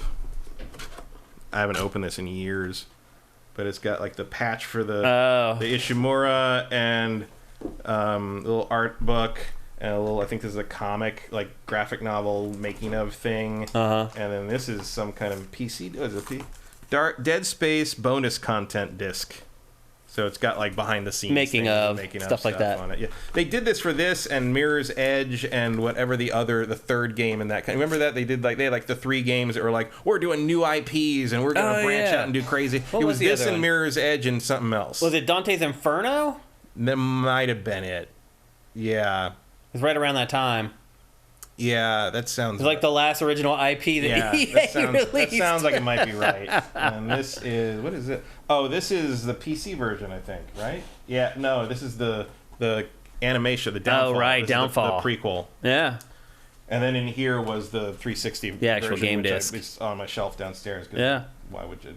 How much was that? Do you remember? I want to say it was like $100. Yeah. 100 something. That's about right. And now it's worth like $1,200. Really? $1,500. Be careful putting all that stuff back in there, man. Because they don't want to bend any corners. I also got the Mirror's Edge one, which was not as good. The Mirror's Edge one was basically just came with her messenger bag. Yeah. Don't forget your signed which actually turned out to be like a really cheap ass. Like it was not. It was what was it? There was the Fallout 76 bag gate before the Fallout 76 bag. It was just not very good. Gotcha. And it fell apart. But yeah, it was. This I thought this was pretty cool. There was ultra limited edition. That's what, only 1,000 of them. So what is this? What version of it? That actually has the thing. This is number 376 of 1,000. Wow, that's why it's worth so much money. There's only 1,000 of them. It's crazy. All right, so there you go. That's the Dead Space refurb. Always committed to the dismemberment. Yeah, it was the iconic of the time. Yeah, it's a hand floating in space. Yep. So we recommend it to those of you who have not played Dead Space before, and Matt recommends it to people like us who played it way back in the day. I would say wait for a discount. I will say, I mean, again, it also kind of depends where you are. Like, there's so much stuff coming out in the next 2 months that maybe not. Like, maybe part of it's kind of like, oh, it'd be a good filler game for when you don't have anything else to play and you're waiting for the other stuff to come out. But like by the time that happens, the price probably will have dropped, or it might have ended up on EA Play. Well, the other thing too is that next month they're like, we just put up Dossier, and February and March is just there are 10 madness. games worth buying in March. So like you might end up having to wait until like July to bother playing this, and by then it might actually have dropped in price. That's true. Know. Yeah. I think it's a very good. I think it's a very, very good. I think they accomplished everything they wanted to accomplish with this, but it's a little held back by being itself. Yeah, you know. Yep. But they did do a good job on it. Like the craftsmanship and everything in the game, I didn't have any bugs or other weird crap happening. Like it ran smooth, nothing like that. So we'll see. We'll see how RE4 does. Because that's coming pretty soon as well, and that might be a game that people are considering instead of this game, and therefore maybe. You know, if you are really excited for RE4 and you're like, Shane, I can only afford one horror game per quarter or per half of the year or whatever, I would probably say wait for RE4. Yeah, I would probably, if I had to bet on one of these, it would be Resident Evil 4. You're working with better material from the start. Look, I'm not going to... keep her away. I'm going to keep her away. I'm edging her off the table with the Dead Space thing. Resident Evil 4 is a better game. Yeah, it always has been, and I see no reason to expect that to change with the remakes. Yep, you know. Yep, you can reprise your role as the merchant from RE4. Back in the day, one of Matt's characters on X-Play was he played the merchant from Resident Evil 4. Mm-hmm. What are you buying? What are you buying? What are you selling? You think they're going to keep him in the game? Oh, he's in. Yeah, absolutely. Like you don't. If he's not in it, is it Resident Evil 4? That'll be a huge mistake. I bet he's got his own fucking side quest. You probably play as him through a whole side story now. Yep. I think we will find things out about the Resident Evil 4 merchants like backstory, and it will be very disappointing.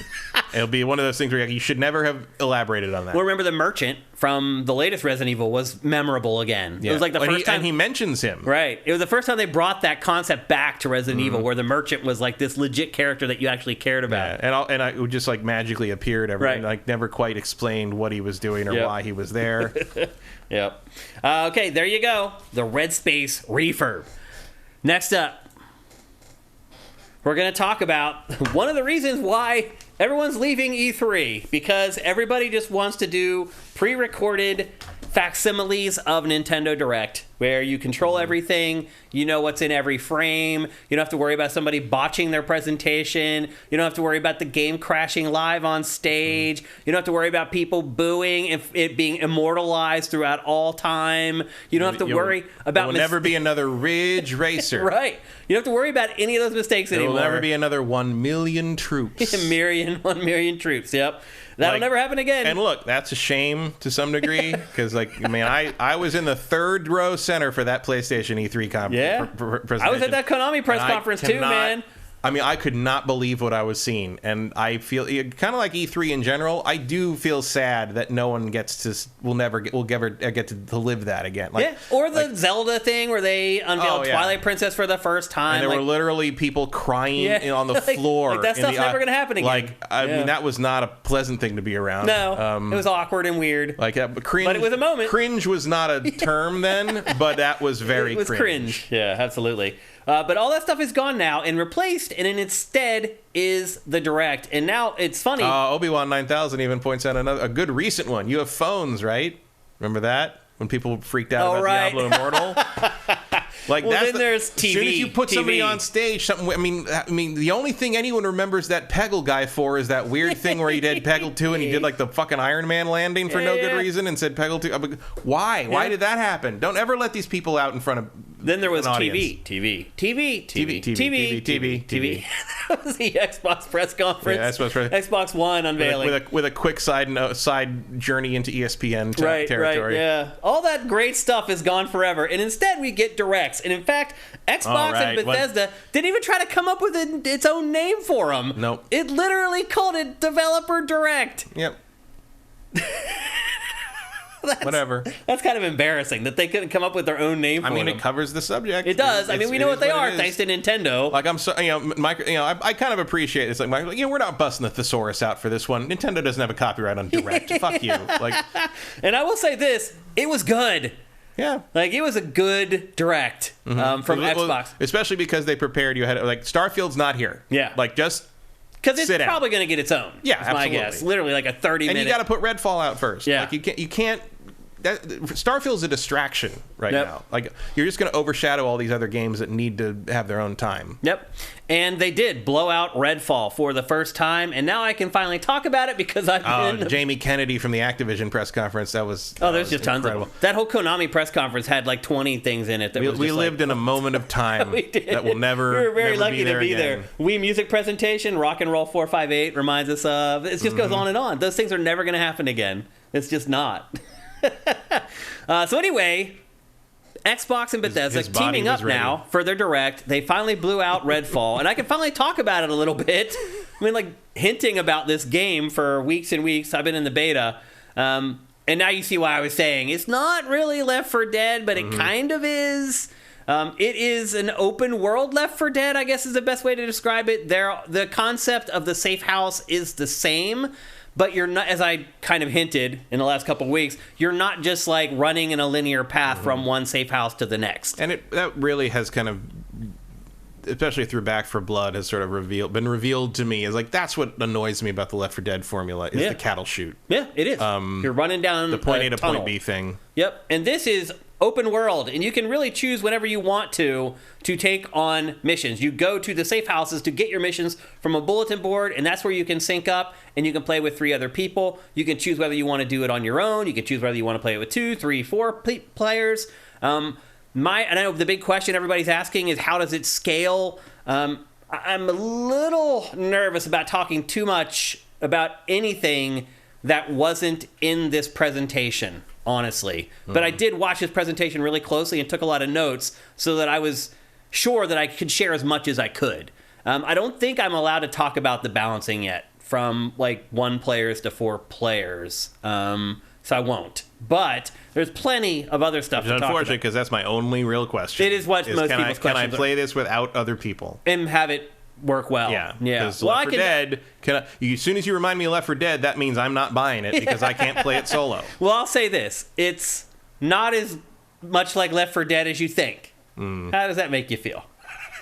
I mean, less like Left 4 Dead outside of the sense of humor is a good thing. Because Left 4 Dead, you really can't play it by yourself. No, and not at all. It's like the most frustrating. And they've never figured that out. There's some innovation I'd like to see. Back 4 Blood, having figured that out would have been a good one. Like, they still can't figure it out. It's sort of like you with Dark Souls. I just like to see the game, please. Yeah. But I can't because the AI partners are morons. There's a place where I guess AI would be a big deal. But again, you're talking about all that work to cater to how many people are going to play like a Left 4 Dead game solo. Like, there's me and like 5 other people. Yep. Like, if the people that want to play that solo got together and just wouldn't talk to each other, we could have played the game together. Yeah. The one thing I would say about this that I am allowed to say is the game isn't really scary. And they don't really try to make it scary. It's kind of like a tongue-in-cheek take on vampires. It always felt more like a Buffy kind of thing. It is. Buffy's not scary. That's probably a good way to put it. As you've seen in this big blowout, the graphics are stylized. They have a little bit of like a cartoony, animated look to them. They're not trying to be hyper-realistic. There are lots of jump scares in this and monster clauses, just like there are in Dead Space, and not quite to the extent because they can't anticipate 100% where you're going to go in this. Now, like, there's very specific areas in the open world, and there's an element of taking over territory in this game that's much more prevalent than you might expect, because after you take over a couple areas that are next to each other, you'll take on like the local boss, like a mini boss. They have a name for it. I can't remember what it is right now. And that's kind of like Just Cause 4. Yeah, and then it is a little bit. And then if you take out that guy, then you move up. And there's this hierarchy of vampires this ladder, basically. Vampires love hierarchies. Yeah, that you have to take on till you get to, like, the ultra vampires, which are these insane bosses that, like, have their own special attacks and things like that. I really had questions about how they would use the open world in a game like this, and they do a really good job of making use of the open world. The other thing I would say, too, is that people who are fans of Arcane, that are worried that this isn't an Arcane game, you're wrong. It is. You can play this game the way you want. You can stealth around in this game and like complete missions playing stealth. You can go in guns blazing if you want to as well, but you can absolutely play this how you want to, which I think is important for people who are fans of their games, although there aren't enough of those or their games would sell a lot more than they usually do. You get both military and supernatural weapons and gear. You customize your weapons with vampire stakes, which are basically just bayonets that you have. You can see it on every gun in this footage. Every gun has a bayonet, and that's a vampire stake that you use, and you can customize those, and they give you like little buffs for your weapons. You choose a hero. Each hero has 3 unique abilities, and they really run the gamut. One guy has like this bird that you can send out that scouts an area and will mark the enemies so you can see the enemies through walls and things like that. There's a combat robot that you can send out that'll distract the enemies, and the enemies will attack them, and you can flank them. And again, I can only mention stuff that was in this presentation, so I'm being very careful here. There's a teleporter ability where you can literally just jump in time, like a good 100 yards forward. So if you want to catch an enemy off guard, and that works really well for some of the higher level vampires. There's a spring ability, like one character has this box that she'll sort of summon, and she can spring off of it. She can also set the springs up for teammates so they can spring. There's an umbrella that absorbs like energy and bullets from enemies, and then you can send it all back at the enemies. What else? I think that's all that they mention in this footage. Again, I'm trying to be really careful. There's also spring pads, so if you die, that'll get you back into the fight really quickly. That's been in other shooters, but they're utilized pretty well here. As I said, the safe houses are basically, they call them home bases in the game. One of the examples that they show in this presentation is a firehouse. And inside those, you can rest, you can restore, and you can chat with other players. You can set up play sessions. And you receive missions from survivors on the bulletin board. And then vampires. The vampires obviously are a big part of this. That's what the whole crux of the game. Those are the enemies that you're fighting over and over. And some of the vampires have special abilities. There's one called Shroud that can create a barrier around the play world that kind of keeps you trapped. So you have to fight them in close quarters. And we've seen that in other games where they this impromptu arena pops up and you're forced to fight like a couple enemies in very tight confines. But each vampire kind of has a special ability like that can put you in unique situations. Let's see, there's psychic vampire nests. Those are like lairs that you infiltrate, and every time you play them, they change. I think they're dynamically generated, but one of the things that Arcane wants to really get out there about this game is that it is not a dynamically generated game. It is not one of those games where it's just copy and paste throughout the whole game. Everything is built custom in this game. Every mission, every enemy, every moment is something that they built by hand. It wasn't something that they just let AI generate from a tool set. There's no director here. Right, yeah. It's all stuff that they custom built. Now, again, I think for fans of Arcane, that's something that they want to hear. You're seeing... that's a very important thing to get at. I mean, I can't believe how wrong the impression of this game was for so long. Mm-hmm. Like, it really... I mean, it's their fault, though. It is. Because they wouldn't talk about it. And I sat here talk about it, and that initial trailer really makes it look like a Left 4 Dead clone. It does, yeah. Like, that was just my assumption. You're not alone. A lot of people felt that way, and that's why it was frustrating for me to sit here and not be able to talk about it. I was trying to hint as best I could without blowing the NDA that, like, no, it's really not like that. Yeah, like the presentation here definitely made it look more like something I would want to play. Yeah, even though it's a shooter. Yeah. I mean, I like shooters as long as... I don't like multiplayer shooters much, and I don't care much about the military shooters at this point. Mm-hmm. Not because I dislike military shooters by default, but because I really, after many years, I just feel like no one's ever going to top those initial Modern Warfares. Yeah. And, like... No, you're right, they haven't. No, they haven't. And even as someone who doesn't really like the original Black Ops games, like, even that I can definitely tell... there's a lack of verve compared to the... I don't know. Like, I don't like Black Ops 1, or Black Ops 2, but there's a... It's hard to describe, but it's like you feel like the people who made those games wanted to be there making those games. Yeah. And the more recent Call of Duties and Battlefields have this, like, well, we had to do this, so here it is. Yep. And I just don't... But a good shooter... will definitely catch my attention if it's got something going on for it, especially if I don't have to play with other people. Yep. That's why I like the Far Cry games. Yeah. I'm rewinding the footage here to just show you guys a couple things. First of all, I want you to see there's the trees. Skill tree. Yep. Which are pretty big for a shooter. Yeah. And are these universal or are they different per character? They're different per character. Okay. Yep. Which is a big deal. And then this B-roll here gets into the vampire nests. And basically the objective is you go into the nest, and it's like once you go in, there's no turning back. And once you go into the nest, the objective is to fight to the center of the nest, destroy a heart, and then escape. And so one thing I would say is that the mission variety in this is pretty impressive, man. And the enemy variety, too. Like I said, each vampire kind of has its own special abilities. There was some B-roll a second ago that was showing some of that. Like, one vampire has this crazy shield that, like, rotates around them. Like, you never... Unlike with Dead Space, you never really knew what you're getting yourself into in this game until you're neck deep in it. And then you got to figure out how to get yourself out of it. I've really enjoyed the beta. I can't say too much more than that. But I think people are going to be pleasantly surprised by this game. This is why I said when you picked it for your fantasy team that you're going to be pleasantly surprised by the score, I believe.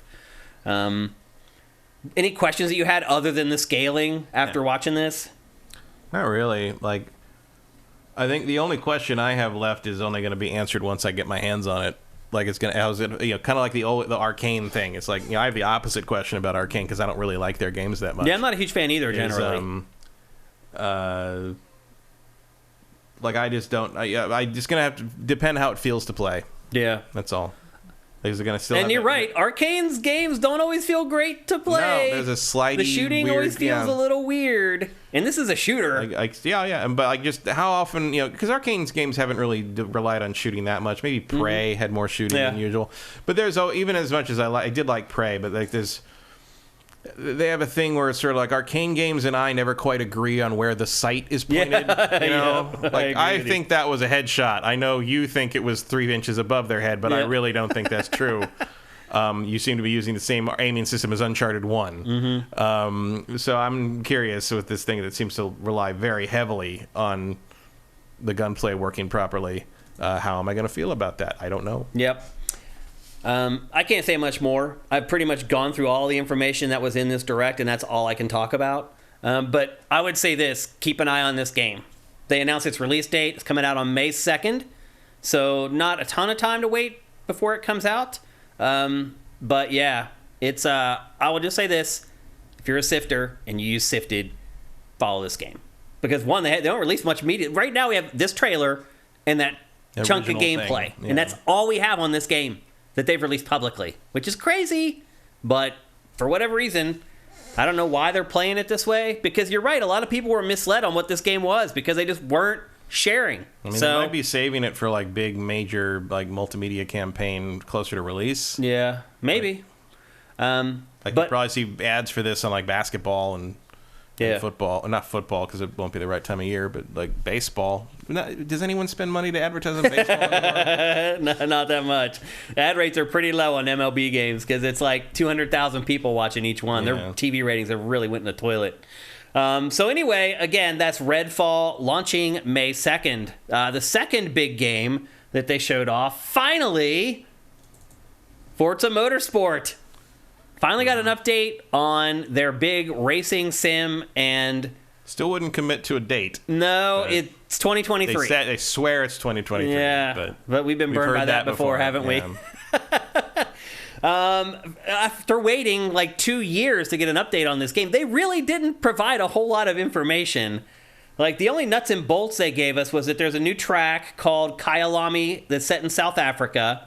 There's going to be 5 new environments in the game, plus 15 fan favorites from prior games, but they've been completely rebuilt for Xbox Series.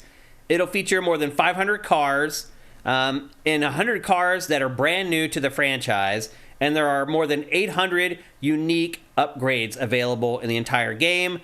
Damage and dirt buildup is also simulated as you play. Car gets dirtier and more banged up to reflect how you've been driving. And then the rest of it was just really focusing on the graphics. They use some crazy kind of paint technology to make paint look different depending on the lighting. Like, is they said it has 10 times the detail of the last game. I'm not sure how you quantify that, but sure. Yeah, exactly. And then they give a laundry list of graphical features like a procedural cloud system, physically based lighting, volumetric fog, which has been a thing since like the N64, and dynamic time and weather. But other than that, like they've said that volumetric fog is called out because that's one of the things racing games cheat on. No, because you generally don't need it. Like all you need to do is see fog out there, and if you're making it volumetric, you're like, why are you wasting processing power on this thing that you? But because when you get up close to fog, even in real life, you don't see fog anymore. No. You just sort of everything just looks a little misty. But they're going to make it so theoretically, so you could drive through it, and it'll be a thing you could drive through as opposed to just an effect away, on the horizon. maybe. Yeah, something like that. Yeah. Again, a lot of technological effort. I mean, I'm sure there's some kind of plug-in, some parameter you set. Yeah. Whereas, game looks gorge. Oh, it looks amazing. Like the cloud thing's amazing, but you're gonna be like, oh, look at those clouds, and you're never gonna look at them. Yeah. Who looks at the clouds while you're driving along? Like nobody. I mean, it matters in the sense it's like your brain notices little things. As the graphics get better and better, you'll start to see like weirder things will annoy you. I've noticed that playing like Cyberpunk with everything all turned way up is like. It really bugs me that can isn't like exactly level with the table it's on kind of thing. It's like little things will annoy your brain more than things. And so it's the uncanny valley for that. For like environments. There's nothing left to do in this game. Like I mean, it's just this genre in general. Yeah, you've basically perfected driving physics. Like GT figured that out back in GT3. Really, yeah. I mean, driving it's just about refinement, and now it's about visual refinement. To the point that, like, I mean, I'm a car person. That's pretty absurd. Look at that shot right there. Look at the reflections in the back of that Nissan. You wanted ray tracing. There's your fucking ray tracing. This footage is drenched in ray tracing. Yeah, here's a next gen only game. Yep. Yep, absolutely. But like, cool. That's it. Like this is exactly what it's like. Okay, this is very pretty. Kevin Rafa brings up you could improve car damage. Yeah. But you don't. Here's the thing: you don't want the damage to affect how the car handles. I don't. That's the thing. Everybody talks about. Like, oh, it could be realistic damage that like causes like performance. But nobody wants. I don't want that. What are you gonna do if that happens during a race during your career mode? You're gonna restart the race, aren't you? It's annoying. Why? What's the point? It would literally be a bullet point on these kinds of presentations, and it wouldn't matter for. You wouldn't restart the race even for. So you just do the rewind feature. Eric Carmenez says more weather. Weather's good. Yeah, more weather's good. Weather racing is good. Maybe there is. I mean, I know that's not true, really. Of like, they're kind of doing more of a professional racing circuit thing.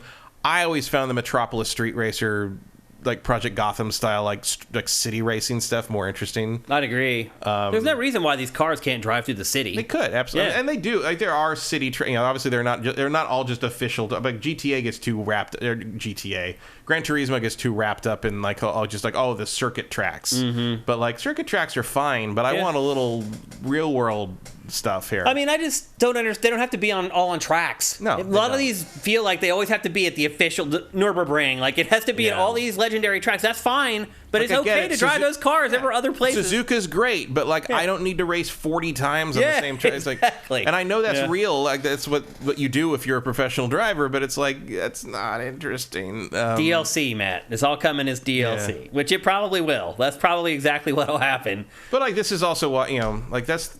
Forza Horizon is more interesting to me because it's more arcadey, but also because it is more variety and it's more just more fun. Yeah, you're just out there doing like you're kind of dealing with the road. It's not as controlled locations. Like it's not track racing in the same way.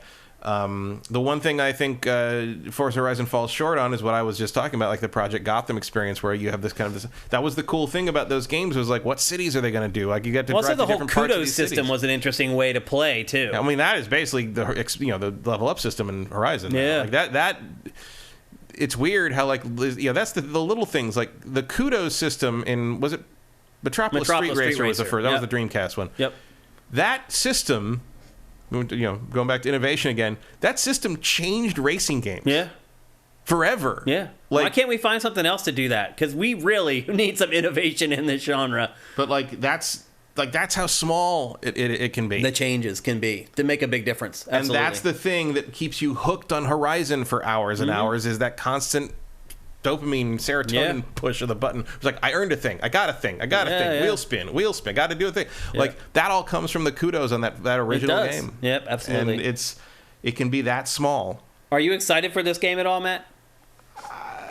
I wouldn't say I'm missing it, Bob. Yeah, me either. I'm not excited. I mean, it's going to be a cool. I did play Gran Turismo 7 more than I thought I would. Yeah. Put it this way. I'm looking forward to seeing it on my computer and my TV. Yeah. But mainly because I know it's on Game Pass. Yeah. And if I knew I had to pay $70 to do that, I would be much less excited. I mean, I can tell you probably right now that I would not recommend you spend $70. No. I've never even played it. I just know for me personally, it's like, it's cool. It's okay to play these games. It's not something I thirst for. No, it would be more of I've seen it. I feel like I've done Forza Motorsport. Unless they can introduce something here coming down the home stretch that really changes things, like that's just how it is. Like what if there's it doesn't even have to be a change to actually the racing gameplay. It could just be something like a way of presentation or a way of hooking you into the career mode that makes me like care about what happens next. I'm not sure what that would be. I mean, this game is flipping gorgeous though. Oh, I mean, watching the B-roll, I just kept catching new things like every time. Like there was one time where there was a fin on the back of a car, and I watched the sun dance all the way across the fin as it went around a turn. As it vibrates from the road, and it's like it's incredible. It's pretty amazing. You know what you don't need to do to see that? Play the game. Yeah, you're right. You can watch a trailer. You can watch GameFace, and you're good. It'll be interesting, though. It'll be to see how this game does, because it's been a while since Motorsport 7. One of the other things that I'm interested in is like, I know Turn 10 isn't working on it, but I'm sure they're working hand in hand with Playground on a bunch of things anyway, I guess because the franchises are related. I'm looking at some of the human characters in this and thinking, like, is this any kind of foreshadowing of what we're going to see in Fable?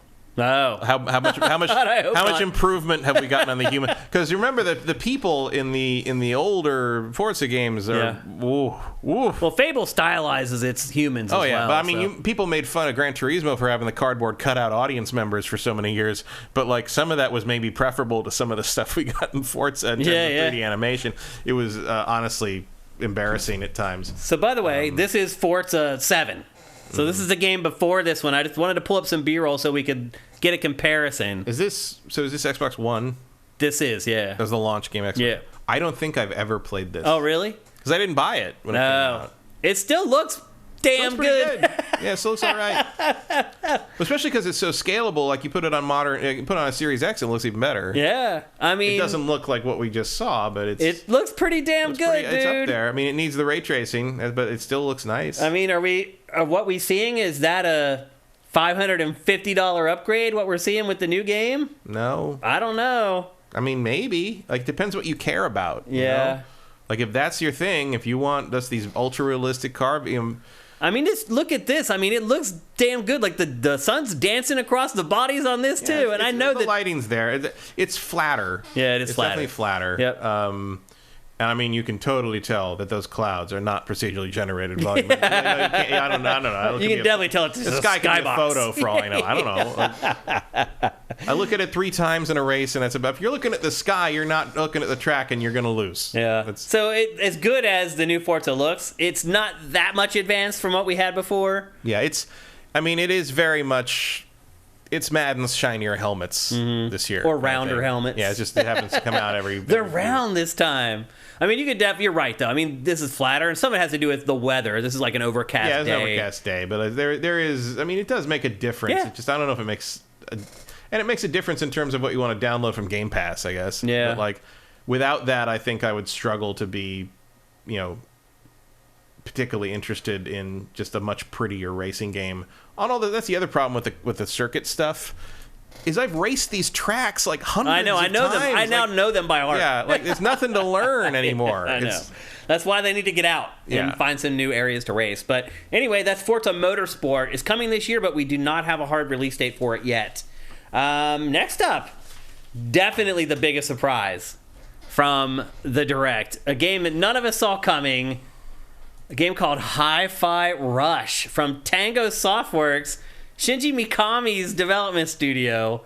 It is a music and rhythm hack and slash with a tasteful adaptation of anime, Matt. Yeah. Go figure. There is, if anyone, where we criticize the Square stuff and the anime grunting and like the weird dialogue editing and all the stuff that Square does all the time and the Final Fantasy VII Remake and all that stuff. This is how you do it. Yeah. This is how you do anime style and sensibility stuff and adapt it to a modern presentation, a global, worldwide friendly presentation. This is it. This like everything in this, all the humor, all the visual style, all is rooted in anime and slapstick anime like comedy stuff, but none of it feels weird or cringe. It's all taking into account media lessons of the last 25 years, and it all works. Yeah. And it's astounding. I'm not too far into this game. Because it shadow dropped. Yeah. That day. It's available now boom, on Game Pass for free. Or $40 if you don't. But there it is. Yeah. I will say this: I've only played 3 levels of this. I'm like, because it is level based. Like you go through a level, you go back to your home base, and you can level up and upgrade the character, and then go out to the next level. I have no complaints about this game. Yeah, it's really hard to find any problems with it. Yeah. There was someone on one of the reviewers on Twitter, or somebody was on Twitter who said, it was a reviewer, I can't remember who it was, but they're like, I'm trying to review this and I'm kind of struggling because is this game perfect? Yeah. And I'm like, you know what? It kind of is. Yeah. Like, for what it wants to be and what it's trying to do. It's hard to imagine a better... I can't imagine doing it better. Yeah, I agree.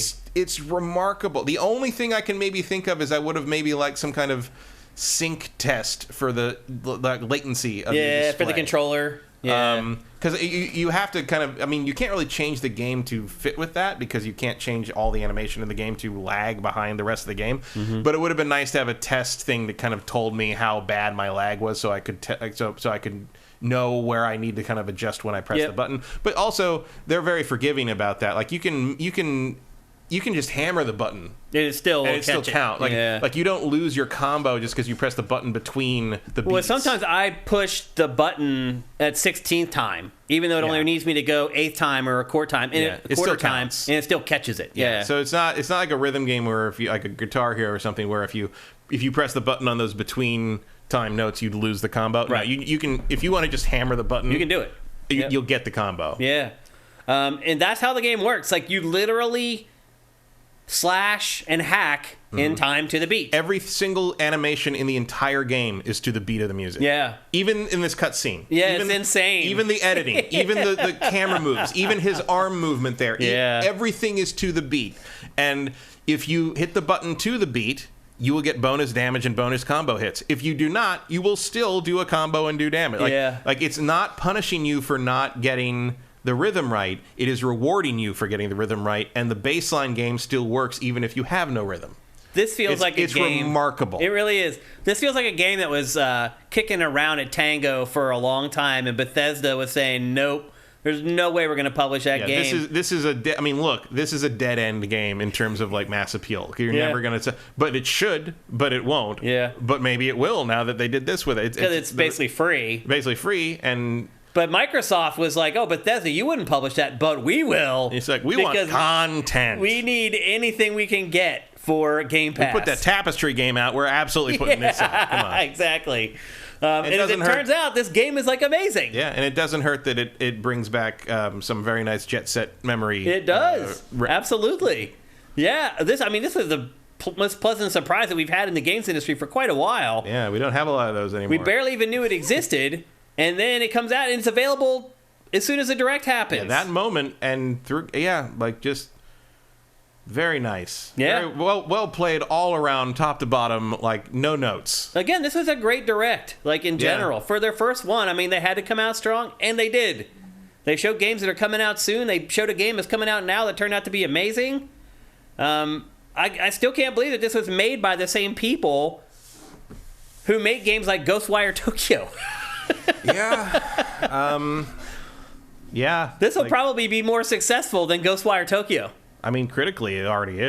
Yeah, but I'm saying even sales-wise. Maybe. I really don't know how this would sell. I'm very curious what the sales will be on this. Is it available? It's available on PC, right? It's on Steam and at least on Steam. Yeah. It's on Steam and Game Pass on PC. Yeah, so some people can buy it. So if you want to pay $30 for it, you can. You can. But again, we just recommend you subscribe to Game Pass for $15 for the month and play it and 50 other games for $15. Mm-hmm. That's the beauty of Game Pass is Microsoft's loss. You should take advantage of it. But this is a pleasant surprise, to say the least, in so many ways. One, how good it is. Two, how different the concept is and how well executed a new concept is. And three, who it's coming from. You showed me this game, Tango would have been one of the last developers I would have guessed made this game. So, really, really cool stuff. Hi-Fi Rush. And if you're a Game Pass subscriber, it is available right now for free. Pretty amazing. And then the rest of the Direct... Not bad, guys who made Evil Within. Yeah, I mean, it's insane. Like, what? Why did you waste your time with that shit when you could have been doing this already? It's pretty crazy, yeah. Eth Demon says it's also made by a lot of the people who made Beautiful Joe. This is like an all-star this is like a super group. Yeah, this is like We Are the World for video games. Yeah, this is like the all the people that made the stuff you like the most in the PS2 era of Capcom. Here they are. They're still working. They're still doing stuff. And this does kind of feel like if this does feel almost PS2 era. A little beautiful. Yeah. Yeah, there's a little bit of but it's also like so many games from Capcom and from a lot of like kind of Japanese studios, and especially with the hack and slash stuff that they always, it's like, okay, we're gonna do a hack and slash game but with this twist. Right. It's gonna but usually that twist is just something fucking stupid, annoying. Yeah. But the twist on this is not just not annoying, it's cool, and even if you do find it annoying, you don't have to do it. You don't. Yeah. You just play a really colorful, kinetic game with great music. With an interesting plot full of crazy characters. And cool characters. It's been interesting to see. I mean, we obviously don't agree with the idea that the Forspoken banter is bad. Yeah. But this game is a masterclass in how to do goofy banter. Yeah, without being offensive. And make it feel all kind of click. Yeah. Yeah, they did a really good job. It's an anomaly. I mean, this character could have been an idiot. The character is an idiot, but he could have been really unlikable. He could have been a problem and abrasive, and he's not. Yeah, I don't mind the character at all. No, not at all. Yep. Even when he meets the Peppermint, the girl who is like your handler, the tech girl, they both accuse each other of being like media cliches. Right. Because she's like a loner hacker who doesn't need the world, and he's like a two-time loser who finally gets a chance to prove himself. Where did this game come from? I don't know.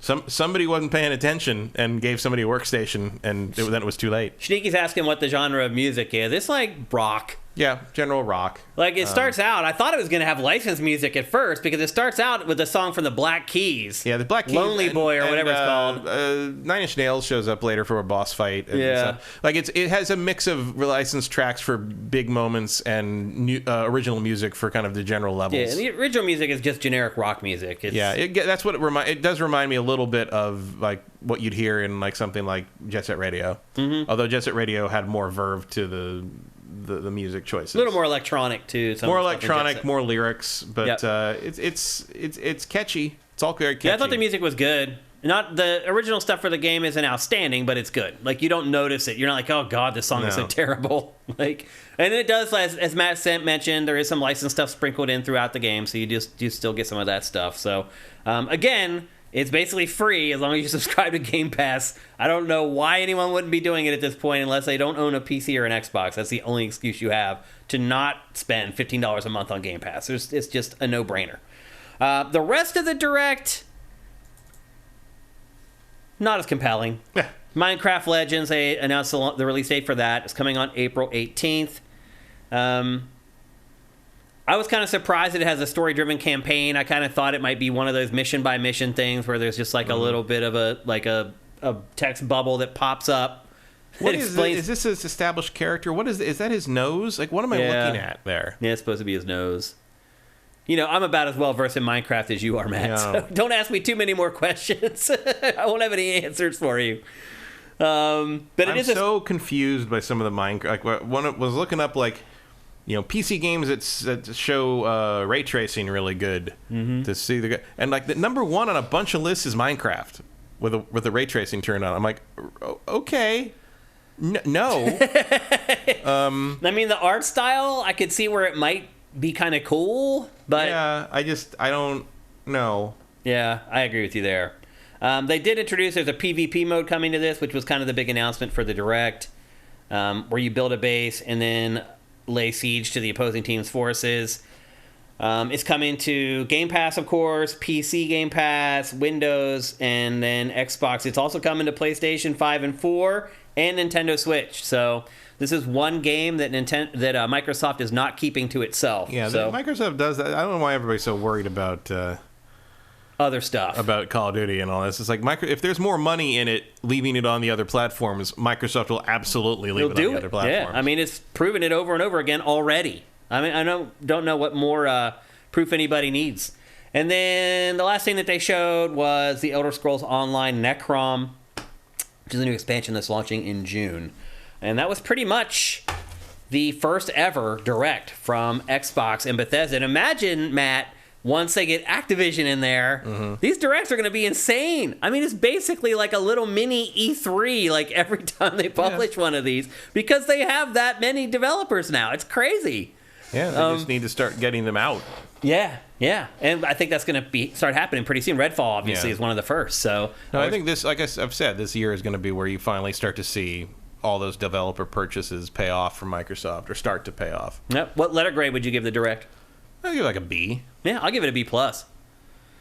They showed 2 games we were waiting for information on, blew 2 of them out pretty hardcore, gave us a third game that we didn't think we cared about until we played it because they shadow dropped it. Like, that's a pretty damn good Direct, no matter who's doing it. Yeah.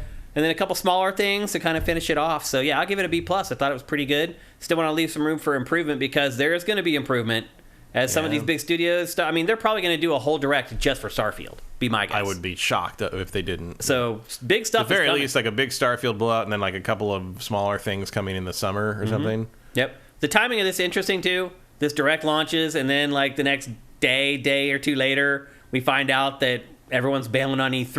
Mm-hmm. So a little bit of harbinger of things to come there. Don't need it. Yeah.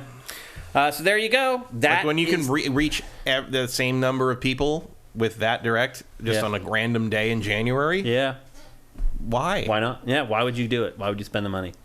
Okay, let's move on. We're going to talk next. The final 2023 preview is at hand. I mentioned last week that we might do indies, and we are going to do indies. Now, there are literally hundreds of indie games coming out this year, and I cut it down to like 9. And we're not going to spend that much time on each one because they are indie games. And intrinsically, I know some people will argue with me about this. There is just built-in lower interest for indie games. That's just all there is to it. Lower third. Oh, do I have it wrong? Oh, so I jumped out of order. Yeah. Okay. Well, I wasn't sure if you were skipping it or if we were... Well, no. I have another topic that we are going to skip. We're going to come back to the next one after this. We'll just continue on with the indie stuff. So anyway, this is our final 2023 preview. It is indie games, and I have looked at dozens and dozens of indie games over the last 4 days, and I cut it down to like 8 or 9 that I really want to focus on. The first one we're going to look at is a game called Season, A Letter to the Future. Matt, have you seen this before? No. It features a story of a young person leaving home for the first time before a cataclysm washes everything away. It's kind of a road trip game, but instead of in a car, it's on a bike. And then a lot of the game mechanics in this game are documenting the road trip using photos, videos, and things like that. Like I was talking earlier about, the lack of innovation in our industry anymore. So when I looked at these indie games, I tried to find stuff that really looked different to me. And this, of all the indie games coming out this year, really looked to be something that was breaking the mold and not doing something everything else was. If you're shaking up the walking simulator by giving him a bike. In a scrapbook. Scrapbooking him. Pokemon Snap for a ruined world. Yeah. This is an interesting game. It's coming to PS4, PS5, and PC. And the crazy part is it's out today. It literally came out today. I'm not sure how much it's retailing for. I probably should have checked that, but I didn't. But it is available starting today. And again, as someone who looked through a lot of indie games coming out this year, it is one of the more unique and the more interesting. Next up, a game that we've talked about at least once before, a game called Sons of the Forest. It is... I've heard of this. I can't remember what it is, though. It's a sequel to the game called The Forest. Oh, okay. It's basically a first-person survival shooter, except this one mixes in horror. The first game, The Forest, did okay with critics. People praised it for its world building and creating a convincing world, but they docked it for the actual gameplay as far as like the shooting is concerned. This is, I said, the follow-up. Your objective is you must survive a supernatural forest after a helicopter crash. The forest is from 2014, so they've had a lot of time to really work on this game, so I would assume that it should be better than the last one. And again, the forest reviewed pretty well in general, so this is definitely one to keep an eye on. As we mentioned in last week's show, these open-world survival shooters have become it's their own cottage industry in PC gaming. They've become really big, so it'll be interesting to see how this one does, because it does have a lot of competition. But this one also is a survival shooter with a little bit more of a modern edge to it. It's not like dinosaurs. You're not sent off into some weird far-flung fantasy world or whatever. It is fantasy, or at least sci-fi, because there are crazy... Those demons and stuff. Yeah, there's stuff going on in the woods for sure that are hard to explain if you check out the B-roll right there. So there's some mystery involved in the game as well. And as I said, I'm not a big fan of that genre, but that one at least looks a lot more interesting to me. Next up, a game called Spiritfall. This is a 2D roguelite, and the combat, as you can probably tell already, is inspired by platform fighters like Smash Brothers. Their tagline is slash, smash, launch, and wall splat a multitude of enemies using the ever-changing arsenal of divine powers. So if you're a big Smash Brothers fan, you're burnt out on the latest release, and I wouldn't blame you at this point. You've been playing it for quite a while. This is a single-player game that utilizes a lot of the same muscle memory and mechanics and ideas behind games like Smash Brothers. So if you're a fan of that subgenre of fighting games, but you'd like more of a single-player twist, because let's be honest, Smash Brothers still has not really created a compelling single-player campaign after all this time. I know some people may argue with me on that, but... Yeah, but the first one they did was okay. Yeah. I can't remember. Was that GameCube? Yep. The Subspace Emissary? Yeah. That was the first one that had a real single-player campaign. And it was okay. It was the source of, for a long time, the longest work of English literature ever written. Really? So there was a Smash Brothers fan fiction is the longest written work in English. It was something like it was something like 6 volumes. It was ridiculous. It's like 10 times longer than War and Peace. Rock and Roll 458 says that was Subspace Emissary was in Brawl for the Wii. Yep. It's hard. Honestly, it's hard to keep track of the Smash Brothers games and what was in each one. At least I struggle with that. So anyway, the only thing I remember about Brawl is the one where you can trip, and that was a terrible idea. Oh yeah, that didn't last either. No, they got rid of that. Everybody hated it. Everybody hated it. Yep. Next up, a game that I think both Matt and I are really excited for. It's a game called Bomb Rush Cyberfunk. Sorry. It's coming for Switch and PC, and it's coming in the summer. By the way, I should have mentioned Spiritfall is coming in March, and it's for PC and Mac. Bomb Rush Cyberfunk is kind of a Jet Set Radio tribute. For sure. It was supposed to come out last year, but it ended up being delayed, and now it's scheduled for summer, as I said. I did appreciate Phil Spencer noting that they tried to get Jet Set Radio Future working on the backwards compatibility and could not get it. Yeah. Although he wasn't specific whether it was a tech thing or a music licensing thing. Yep. But at least they tried. But if you're a fan of those classic Dreamcast games, this is about as close as you're going to get to a sequel in 2023. One Dreamcast game. The other one was Xbox. You're right. I forgot about that. You're right. It was just the first one was on Dreamcast. So yeah, as you can see, it does mix up the disciplines. Jet Set was just all inline skating, but this has BMX biking, it has skateboarding, also inline skating, and like Jet Set Radio, it also has an awesome soundtrack. It's the Riders Republic of Jet Set Radio. Yeah. You're right. That's a good way to put it. That was an underappreciated game, actually, Riders Republic. That one goes on sale for like $20 periodically. I keep thinking about getting it just because you raved about it so really much. Good, yep. If you're into extreme sports games at all, it's definitely the one to get. And then the best part about it is the music in this game is composed by Hideki Naganuma. I think is how you say his name. Naganuma? Jet Set Radio guy. Yeah, he's the Jet Set Radio guy. Used to head Wave Master. Right. Yeah, which is that little subset inside the subset in Sega that did all the music. Yep. They were exceptional. Like that was another, much like the Did Capcom they do Space Channel 5 as well? They did. Yeah. They were like, that was much like the Capcom teams at the time. It was like that was one of those, like, one moment in time, like, it's never going to get any better than this. You have a magical group of people all in the same place doing the same thing. Yeah. Moment with Wavemaster. That was unbelievable work. Like, every time it was incredible. Yep. But again, this is coming to Switch and PC. My guess is eventually that comes to more platforms. I would think so, yeah. Regardless of how well it sells, I think it'll eventually come to other platforms. But again, that's Bomb Rush Cyberfunk, and it's coming this summer to Switch and PC. Next up, a game called Sea of Stars.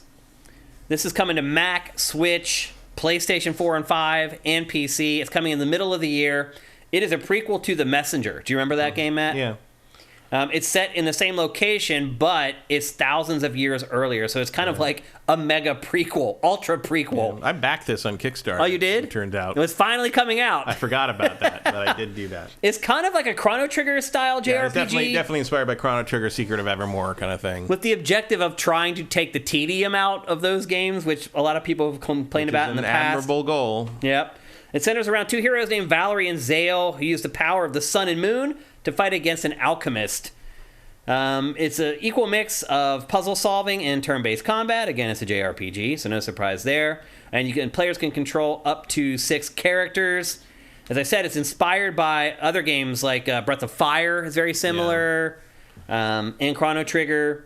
It also features sailing mechanics, tons of side quests, and the combat is focused around kind of elemental weaknesses of enemies. So if you're looking for a good JRPG to play on the cheap, again, that is coming out in mid-2023 for pretty much everything but Xbox, which hardly ever happens anymore. It's kind of weird. But for whatever reason, especially with Game Pass, like every indie now is like, oh yeah, Xbox, we're definitely making an Xbox version of hopes of getting on Game Pass to get rich basically from Game Pass. Next up, a game called Gestalt, Steam and Cinder. So, surprise, surprise, it's a steampunk game. Never would have guessed that. This one's coming to Switch, PS4, Xbox One, and PC. It's scheduled for 2023. No hard date for it yet. I realized when I was doing a preview for indie games for 2023 that I needed to find one 2D hack and slash. Find the best one that I could find out of all of them and use that one in this segment. And this is the game that I found that I thought looked to be the best in that genre. Again, steampunk setting. It's set in the city of Canaan. The 2D platforming and the combat are just as important as its twist-laden narrative. Again, this is coming straight from the developers. You set out to uncover dangerous truths. It said it's inspired by 16 and 32-bit classics. Surprise, surprise. And it fuses tight 2D platforming and exhilarating combat with an engrossing, twist-laden narrative in a stunningly handcrafted steampunk world. Join Lethea and a vibrant cast of characters as they race to discover the secrets of the steam city of Canaan. Canaan. C-A-N-A-A-N. That's Canaan. Is it? Yeah. That's so like the there's a city. town. It's like the ancient city Canaan. Oh, there's a town in Pennsylvania that's spelled exactly the same way, and it's pronounced Canaan. Yeah, well, you can't go by East Coast pronunciations and shit. I mean, you've been to Massachusetts. None of that shit makes any sense. Yep. Booster, give me a break. Why are the letters even there? Clobber the armies of the clockwork golems and hunt horrors that slither through the depths, once forgotten. Thwart the twisted schemes of Canaan? Is that what you said? Canaan. It's like a biblical city. Corrupt overseers and nefarious comitium. So anyway, it sounds like another one of those games that has a lot more story that then when you play it, you're like, wait, what happened to that story? It's just a bunch of text bubbles on screen. But as far as the combat, the art style, things like that, I thought it really stood out compared to all the other. And there are plenty of other 2D hack and slashes. No, it looks really good. Like this, and I can't remember the name. What's the one? I think it's Microsoft. It's like the Blade Runner-y looking one. Oh. You know what I'm talking about? I know what you're talking about. The hand-to-hand combat. It's not sword hack and slash, but you know what I'm talking about. Yes, we just talked about it on that preview. But that one and this one are the best, like the ones that really like make stand me out. Look, ooh, that looks cool. And I'm not a name of that game again? Replaced. Swanland got it. That's yep, right. That's it. I'm not a Swanland. steampunk person usually, but that does look pretty good. Yep, absolutely. Next up, a game called Hollow Body. It's a survival horror game from developer Headwear Games. It's inspired by early 2000s horror. I'm not exactly sure what that means, Matt. Are you? What, like a big fan of Blue Stinger? Right. Like, what does that mean? Like, I don't know what that means. I mean, technically, I guess Resident Evil 4 is early 2000s, sort of. I guess. That's 2005. That's mid 2000s. Yeah. I don't know what he's talking about. I don't either. Silent Hill? Maybe. Silent Hill was the dominant. Yeah. That Silent Hill 2 was. Silent Hill 2 is 2001. Yeah. That's early 2000s. Maybe that's what he's talking about. I mean, it does look a little bit, I guess. Kinda. Yeah. I don't know. Maybe don't pigeonhole yourself quite that much, I would say. That would be my main advice there. Yeah. You play as a character named Mika, and this is for PC only right now, who lives in a futuristic world racked by decay where you're an unlicensed shipper working for an infamous ring of black market freelancers. So it's a little Funny bit... how the rise of Amazon has led to sort of the subgenre of like... package delivery. Package delivery person is sort of the main hero of these weird worlds. Like, Yep. Like I know some of that comes from Snow Crash, but like, Yep. still. You get stranded in the exclusion zone with limited resources, and you've got to get out of the sealed-off, horrifying world. I guess Silent Hill does really look like what they're taking from here. Yeah. Hitting things with a stick, walking slowly through a town. You know. Yeah. So maybe it does make sense ultimately. But again, that is called Just Hollow say Body. Silent Hill. Yeah, exactly. Well, they don't want to. They're afraid they'll get sued by Konami, and maybe they have a legitimate concern there because it is Konami. Well, Konami never, of all the ways Konami tried to milk Silent Hill, they never tried to make a cyberpunk version. Yeah. So. Yep. Again, this is only for PC as of right now, and is coming in 2023. And then the last game that we want to share with you today for our 2023 indie preview is a game called Terra Nil. This is a game from Devolver, which I'll just be honest with you, pretty much every game from Devolver I pay attention to. I check it out. I generally look through their entire roster because there's just they're kind of like the Rockstar of indie game publishers. They always seem to find like the more interesting concepts, and this is kind of out of character for them. This is an eco-focused game where the objective is to save the world, basically. Plants, reroute water, irrigate, all that kind of stuff to turn the world green again. And I don't generally like heavy-handed eco stuff, but this seems unique to me. And again, because Devolver has a hand in it, usually their games have some kind of a little hidden twist. It seems kind of satisfying. Yep, just watching the stuff transform. Yeah, it's kind of like Power Wash Simulator, isn't it? A little bit. But how weird is it? Have you seen some of the DLC that thing's getting? No. They've got Tomb Raider and Final Fantasy VII DLC now. You wash Lara's mansion and Cloud's motorcycle. Like, what a weird tale. Who would have ever guessed that game would do what it's done? But again, that shows the power of Game Pass a little bit. Yeah, that's true. Again, this is called Terra Nil, and it's only for PC right now, and it's coming out in 2023. And that's it for our little miniature indie game preview. I realize a lot of you guys don't care that much about indie games. There's all these. Ayuden Chronicles might make it this year. I almost included it. But I've struggled to call it indie, but then I was like, but it was crowdfunded, so by default it would be indie. Oh, yeah. But we've talked about that game so much, I wanted to really focus on stuff we haven't touched on. Also, like, I'm a backer on that one, too, but is that going to come out this year? They say mid-20, but I don't know. I really don't know. And we talked about other indie games in our previews, Hollow Knight, Silk Song, and things like that, but I just really wanted to focus on some of the stuff that we haven't focused on in GameFace prior. So there you go. That's your look at some of the bigger, cooler games coming to the indie scene in 2023. Next up, we're going to talk about some place that Matt went. So you guys, if you're on YouTube, if you're into games and you're on YouTube, this has undoubtedly been shoved into your feed over the last 2 weeks. Everybody has been going to check out Super Nintendo World at Universal Studios here in LA. It's unusual because it's not even open yet. Yeah, it actually opens on February 17th, and I'm not going to be there on launch day. No, it's because the reservations filled up in 3 seconds. I've already seen footage of this just from these preview days, and it's too crowded. It's crazy how many people have already gone to this thing. Which makes me think that maybe by mid-March I might be able to go and check it out without too much hassle. Maybe. I mean, certainly by May or so. Yep. I don't think it's going to... They're going to do the reservation system for a while, but I don't think it's going to last because there's not actually that much to do. But Matt already went and checked it out. Mm-hmm. What did you think of it, Matt? It's cool. There's not much to it. It's about the size of... what you call it? It's about the size of Toontown in Disneyland. Really? Yeah, it's not that big. But you do go into it, and it makes a very good first impression. Like you walk through, when you get to, if you've ever been to Universal Studios Hollywood, you basically walk towards the Transformers ride, and instead of going on the Transformers ride, you take a left, and there's a big pipe, like a horizontal pipe, and with a tunnel, and it says Super Mario World, or Super Mario Super Nintendo World, which is a misnomer because there's nothing in it but Mario stuff. Is it really? Is it called Super Nintendo World? Yeah. Oh, I thought it was Super Mario World. No, it's Super Nintendo World or Super Nintendo Land. Okay. Like, well, I mean, they're smart because that opens it up to everything. Yeah, I don't know how you rebrand any of this, though, because it's all Mario. Like, it's pure Mario. Yeah. And you go through the pipe, and you come out into the interior of Peach's castle, and you walk through there, and you come out into Super Mario World. Yeah. Like, there's no other way to describe, like...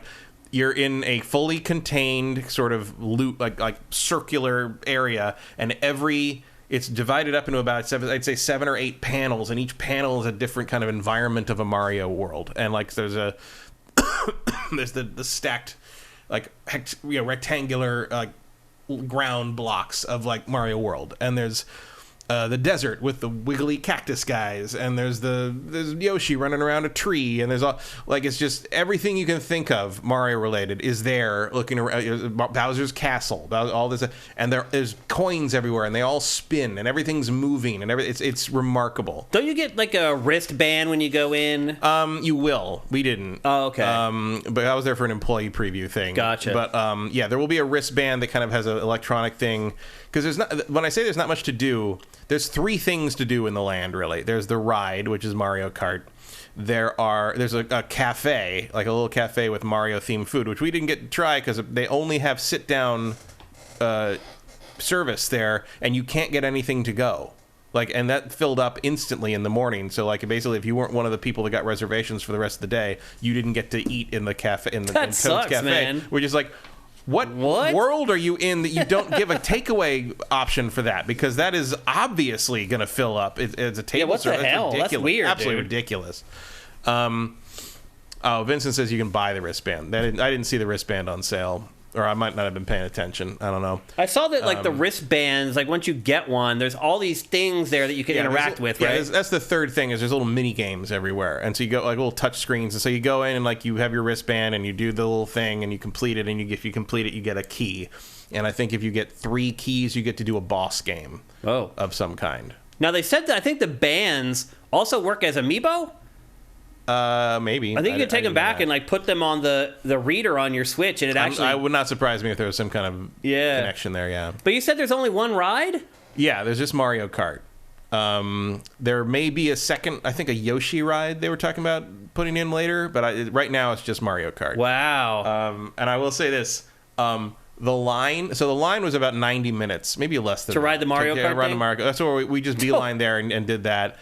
The line is amazing. You wind through the bottom and go up all these stairs and down these stairs and back up, and then you go up through the top thing, which gives you all these great vistas of the park.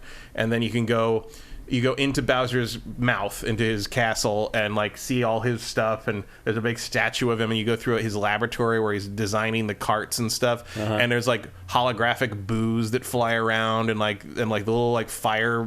The fire pit is all the little fire puffball things. Uh-huh. It's really good. If you can think of it Mario related, it is in here. Wow. It is there. All the different environments, and they're playing really cool remixes of the game themes, for Bowser's Castle theme, the Super Mario World airship theme, or the underground theme. You go through a section, it's all underground with crystals and mushrooms everywhere. Yeah. It's very cool. If you're a fan of Mario, you're going to recognize tons of stuff, and now you're standing in the middle of it. And the theming quality on this is on a level that Universal normally does not do. Wow. How long did it take to get through the line? It took I'd say about 50 minutes. It said 90 minutes, but I think it was more like an hour. Okay, so you get through it pretty quick then. It wasn't that bad for an opening day thing. It wasn't opening day, it was employee preview day, but it was still not nothing. It will be less entertaining after you've already seen the line a couple times. Right. And then the Mario Kart thing, it's fascinating. This was actually also fascinating because I didn't really know anything about the Mario Kart ride. Normally when I go into these theme park rides, I know everything about the ride before I do it. I'm pretty aware of what it is. All I knew is you probably sat on a Mario Kart, and that was it. And you go in, and basically the premise is that Bowser is holding a kart race showdown, just like always. And it's Team Mario versus Team Bowser. And so you're Team Mario, like the guests. The people who ride it are Team Yeah. Mario. And so what happens is as you go in closer, you end up in these little it's like a TV master control room, and that's where you get a briefing on sort of everything. And all the briefing stuff is done without language, without like any. They're just showing you visually how you're supposed to. And I still wasn't quite sure because they're showing you like steer with the steering wheel, and there's buttons, and you can shoot shells with that. I'm like, okay, but are we steer? It's a track, it's a roller coaster, right? So I wasn't quite sure what they were. And there's 4 people to a car. Mm-hmm. So you get it, and so we go wind through, and they give you these headband things, and so you put this headband thing with a little Mario cap sort of thing on it, and you're like, okay, I guess we got headbands on for motion tracking or something. Yeah.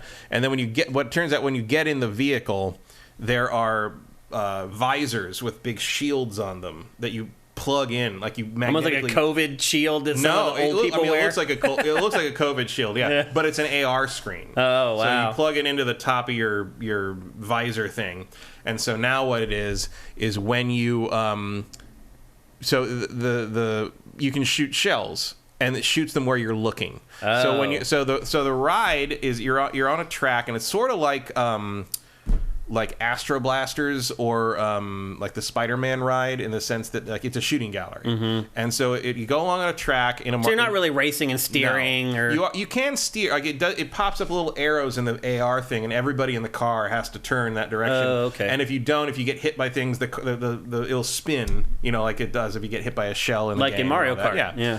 And so where the environment and where you are is physical, but all the racers are AR. Okay. So all the characters that are coming on are AR, and the power-up boxes and everything are AR. So the gimmick is everybody's got their individual score for coins. You get coins for picking up coins on the track when you're steering. You get coins for hitting enemies with the shells. You pick up shells when you pick up the boxes, just like in the game. Mm-hmm. And you shoot when you aim. So the trick is if you shoot bad guys, Team Bowser, you get coins. If you shoot Team Mario people, you lose coins. Oh, okay. The general so it's a plus minus thing. The general rule of thumb is if you get more than 100 coins, you did okay. Okay. I got 229. Damn. They're gonna bring you in for testing. The max score for the day at that point was like 340. Oh, geez. Wow. So you go through a bunch of things that are basically covering every major environment of the Mario Kart games. It's a little slow. Yeah. Like it's clearly for younger kids in a lot of ways. I was a little overwhelmed by all the things happening. I was like, oh, it's AR. Oh, I got to aim. Oh, I got to steer.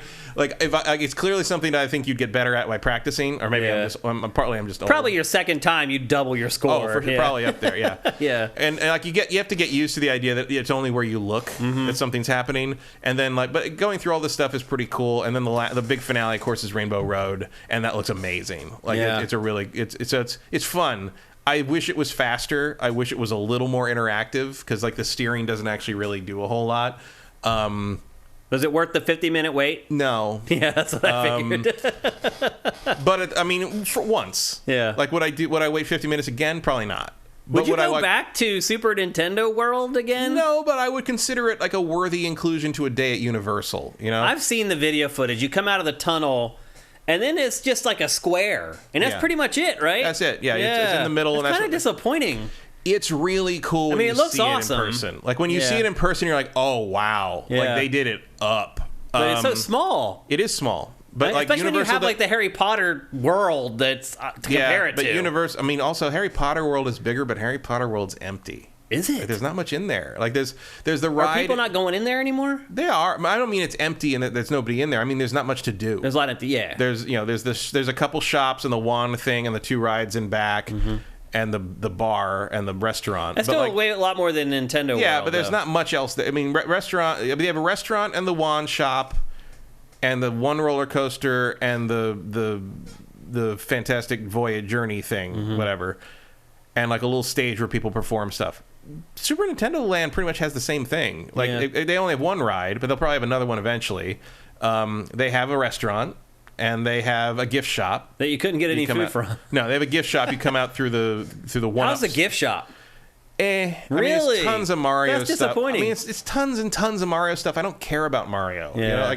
Kids will though. One of my friends who was with us, like her brother collects like exclusive Mario stuff and theme park stuff, and she bought a bunch of stuff for him because stuff you can only get at the theme park. Yeah. Like if you love Mario stuff, you're gonna find a shirt you like for a character you like. I guarantee you they're in there somewhere, or a figure, or a stuffed animal, or something. Like they cover the whole spectrum on Mario stuff, but that's it. It's not Nintendo World. It's Mario. Yeah. If there was like a bunch of Zelda or Metroid That's why I stuff, thought it was Super Mario World, because it's all Mario. No, it is all Mario. Yeah, like, there's no Zelda or anything in there. No, I mean I wish there was. Yeah. I would be more interested. Maybe that's what the second ride will be. Maybe I don't. You'd have to retheme some stuff because it's all Mario. Yeah, it's the Mushroom Kingdom when you go in there. Yeah. And like I mean, look, it's amazing to go in there and see that. I mean, even as someone who does not care about Mario all that much, you go in there like, wow, like that, especially to see it all there, especially because Universal. Like, I mean, I don't want to bash Universal, but like, it ain't Disney. You know? It's not. But it's But so many people go there. They come to LA. But they stepped up for the someplace everyone goes. They stepped up for the Harry Potter stuff. They did. The Harry Potter stuff is very good. And Galaxy's Edge kind of raised the bar again, and they fired back with this one. Like this is immersive. Like you're in this world in a way that only really Galaxy's Edge matches. Okay, like that's it's impressive. very good. And the key is, and this is one thing that didn't come across in the still photos of the thing, because like, okay, cool. I said everything is moving.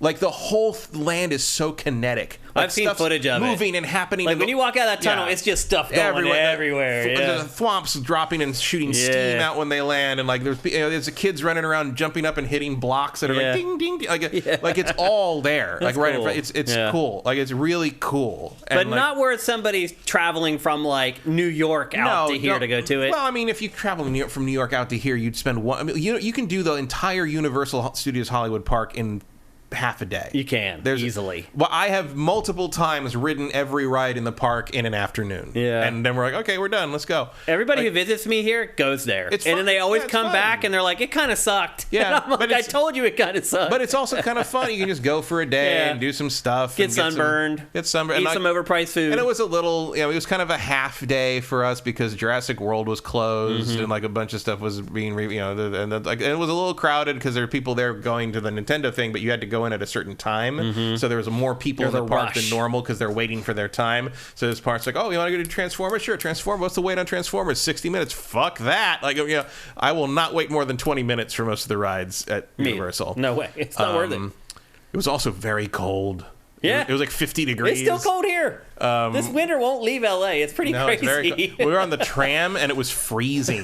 We did like the studio tour thing, and it was also we saw the new Nope thing. They added a Nope section to the studio tour where you go through the little like carnival place. Like I haven't seen Nope still. That's good. I need to see it. Nope's great, but like this is the most underwhelming way to incorporate this in the world. Like it's like, oh, this is where like the thing happened, and like all the music comes up, and you're like, what's gonna happen? Nothing. You just drive on into the Fast and the Furious section. That's funny. Which still is the most entertaining part of that section because I don't know. I mean, no one really You mean the Jaws pond doesn't do it for you anymore? No one really showed up for the film sections of the Fast and Furious part of the ride. Yeah. But I don't know if I've ever seen someone phone it in harder than Tyrese in that ride. It's like that man barely and I swear, so there's a scene where he leads a bunch of girls into a party and he's like, he's confronted by this FBI guy. And he's like, what, man? You can't shut the party down. I ironed my shirt for this. And, like, he's wearing this shirt that is so rumpled. Yeah. It looks like someone pulled it out of a car trunk. And I'm like, that has to be an improv because he was upset that the shirt he had to wear looks like shit. Yeah. Like, and, like, that's in the ride. Like, that made it to this. You only take the hat or something. I don't know. That's funny. Anyway, as a part of a whole day, I kind of leisurely taking in Hollywood studios, it's fine. Yeah. It's another reason. Another reason to go, and they need those. They do for sure. They do for sure. So that's cool. Yeah. I just think that for the next 6 months or so, it's going to be so crowded because it's the new hotness that it's not going to be worth fighting your way in. I'm going to try to go in March. It wasn't super crowded as it was when I was there because it was all being controlled by people coming in at a certain time and all that stuff. And if you left after you came in, you couldn't go back in. So it's not like you had constant foot traffic. But that thing's going to fill up and be shouldered because there's only two ways. There's a one way in and one way out, and otherwise you're basically corralled in a big circle. Yeah. And it's going to, and the worst part was when Mario and Luigi showed up and they did their little appearance thing, and in the middle of the land sort of clogs up with people, and there's no way to get anywhere. Yeah. It's a lovely, charming, very impressive in terms of theming and bringing this, 2D video game to life. Like, I thought it was very cool. Am I begging to go back again anytime soon? Not really. I've seen it. Yep. I've seen it. I have a feeling I'll go once and I'll be good. Yeah, and like if you ever go back to Universal again, like you'll be like, yeah, I'll go and check it out. Like, with sure. somebody new. Like I would like to go back and actually eat at the restaurant where you can get the Mario food, and I'm interested in that. But other than that, like I feel like I did it, and I don't really feel the need to. It's not like the Falcon ride where I do that over and over again. Yeah. I don't think the AR and the main ride thing come together too well on the Mario Kart thing for the most part. I think it'd be more fun for kids. And now they're having an issue where I guess you can't ride that ride if your waistline is more than 40 inches. Apparently, there's a size limit to the restraints, to the way the restraints work. And that's making some salty people. I'm like, oh boy, someone didn't know their audience. I said it nicely. It's making some angry people, Matt. Yeah. I mean, that is a limit on most of the Universal rides. Usually, a lot of the rides have like a larger seated cars to like move in and swap. This one does not yet. At any rate. Also, I did not know until I saw people arguing about. Apparently, 40 inches is the average waist size in America now. Are you kidding me? So that's just bad planning when it comes down to it. That's horrifying. Most of the people at least most of the parents getting on that ride are going to be about that size. Like you got to plan for that. 40-inch waist. Yeah. Wow. Okay, well there you go. There's Matt's field report from Super Nintendo World, not Super Mario World. I don't know why I kept calling it that. Well, because it looks like Mario World. It is Mario. I mean, Mario World is the primary theme there. I mean, it looks like it makes me think of Super Mario World, Super Mario Bros. 4. Like it's the Super Nintendo game is the largest inspiration there, I would say, especially on the walls, like the surrounding stuff. It's all Mario World stuff. Yep. And Mario, I will say, like the Mario Kart stuff, like covers all the things. Like you feel like they cover all the bases. Whoever made it really knew their stuff. It was interesting. We're waiting in line. And Miyamoto. Some of my friends, Miyamoto. You can tell Miyamoto consulted on all this stuff. Like it's all in there. Some of my friends were wondering, like, is Chris Pratt going to be the voice on the Mario ride? In the ride. And it turns out nobody's the voice on the ride because no one says anything. There's no dialogue. It's just all sound. It's like, oh, I mean, I'm sure like there's the incidental sounds from Mario Kart where like you hear Peach going, oh, no, but like there is no dialogue. Yeah. So that's, I guess, an evergreen choice. Yeah. Okay, there you go. That's GameFace 328. But before we go, we got one last thing. OCD Master's asking what the best ride at Universal is. There isn't one. I mean, the best, I would say it's probably either the Harry Potter Fantastic Journey, whatever, I can't remember what it is, or Jurassic World. Jurassic World's revamp really made that ride next level. Okay. Like the big fight at the end. But it's still better than... it's still not as good as the Velocicoaster, from what I understand, which is in Orlando. Okay. All right, it's time for Name That Game. It's a little game we play at the end of every episode of GameFace where I show you 5 screenshots and you guess the name of the game. You need to beat Matt. You need to guess the name of the game before him. You guys win all ties, and if you do win, you win a free game. A couple things before we get going. If you've won already this year, you cannot play. You are out. Do not guess. Do not take part. Kick your feet up. Watch everyone else play. Number 2, the chat is put onto slow mode, so you cannot just keep typing game names into the chat. You get one guess every 60 seconds, so make them count. I think that's the best job I've ever done explaining that game. And with that, we're ready to rock. And here, are you ready, Matt? Mm-hmm. Here is your first image. Oof. Someone may get it from that. That does look familiar. I'm just saying. Let's see if we get any guesses here. Kind of looks like Horizon Zero Dawn, but it's too flat. Not Horizon Zero Dawn. Oh my God, Veritas got it. There, okay. Oh my God, Monster Hunter World. The first guess from anybody. I mean, you got to remember that people have spent a lot of time staring at that ground. Veritas, that is amazing, dude. Wow. Oh man, you deserve like 20 rounds of applause. That's incredible. Wow, dude. That's the most impressive Name That Game win ever. Ever. Wow, man. That is great. Dude. I don't know. I did one once that made me very mad. Yeah. early. Right? Yeah. You know, the one. No, I can't remember which one I did. That was that. The one that made you the most mad was Portal. When they got Portal off the close up of the art, basically. Yeah. That's what I still figured out how this was gonna work.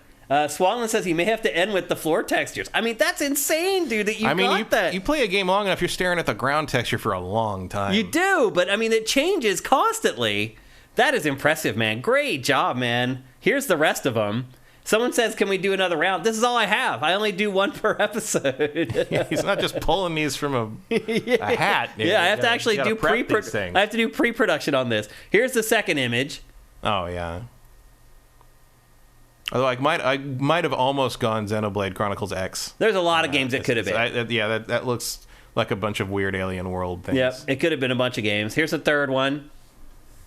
And there, if you see in the bottom right, you can see one of the horns from the monsters there. And that would have been like your first overt hint at what the game is.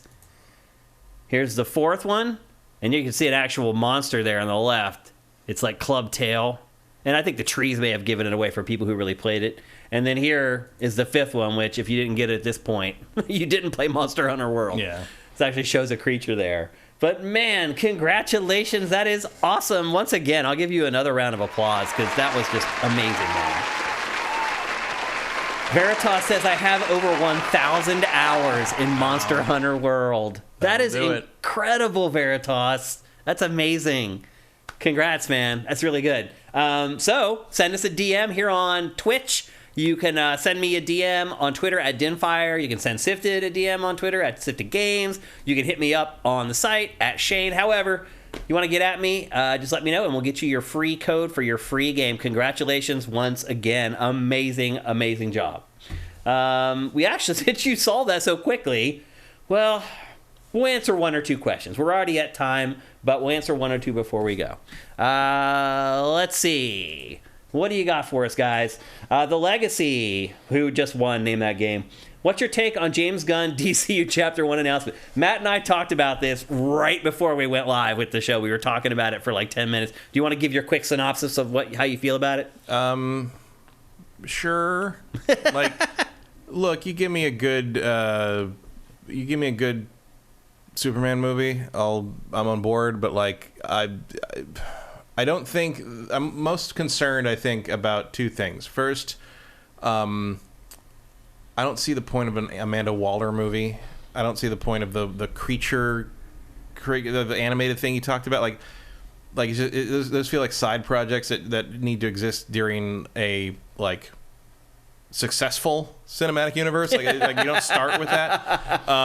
It's weird that they're which they may never get to, by the way. It's weird that they're kind of hamstrung by not being able to use Batman fully. So weird. Because they're stuck with this thing where like the Batman has its own thing going with Matt Reeves' sequel, and you can't really use Harley because she's in the stupid Joker sequel.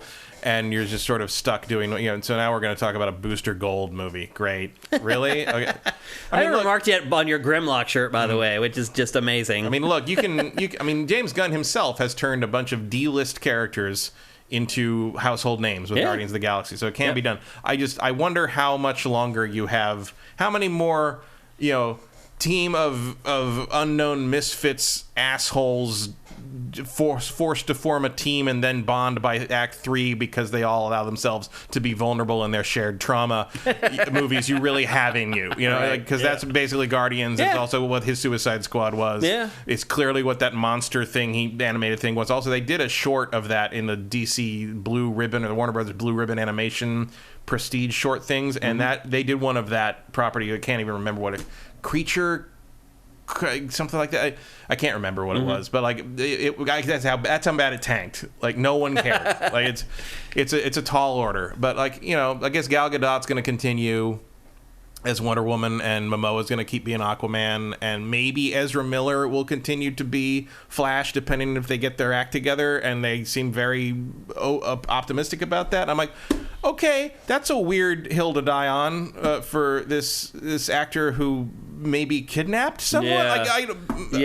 What are they doing there? Okay, I feel like you could find someone to play the Flash who isn't quite loaded down with that kind of baggage. Might be in prison, would not be going through quite so much court proceedings. Also, you could just have someone play Wally West, who was a way better character than Barry Allen ever was. Sorry, I said it. But we'll see what happens in Flashpoint, I guess. It sounds like the guy who directed Flashpoint might be the guy who ends up directing the Superman movie, Superman Legacy.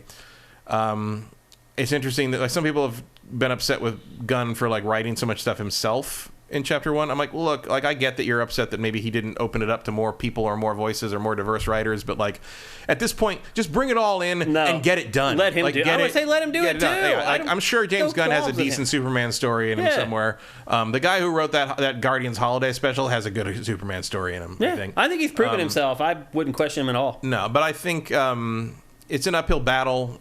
Props to him for taking on what I think is probably an impossible task, rehabilitating the DC Cinematic Universe under the auspices of Warner Brothers' complete inept leadership.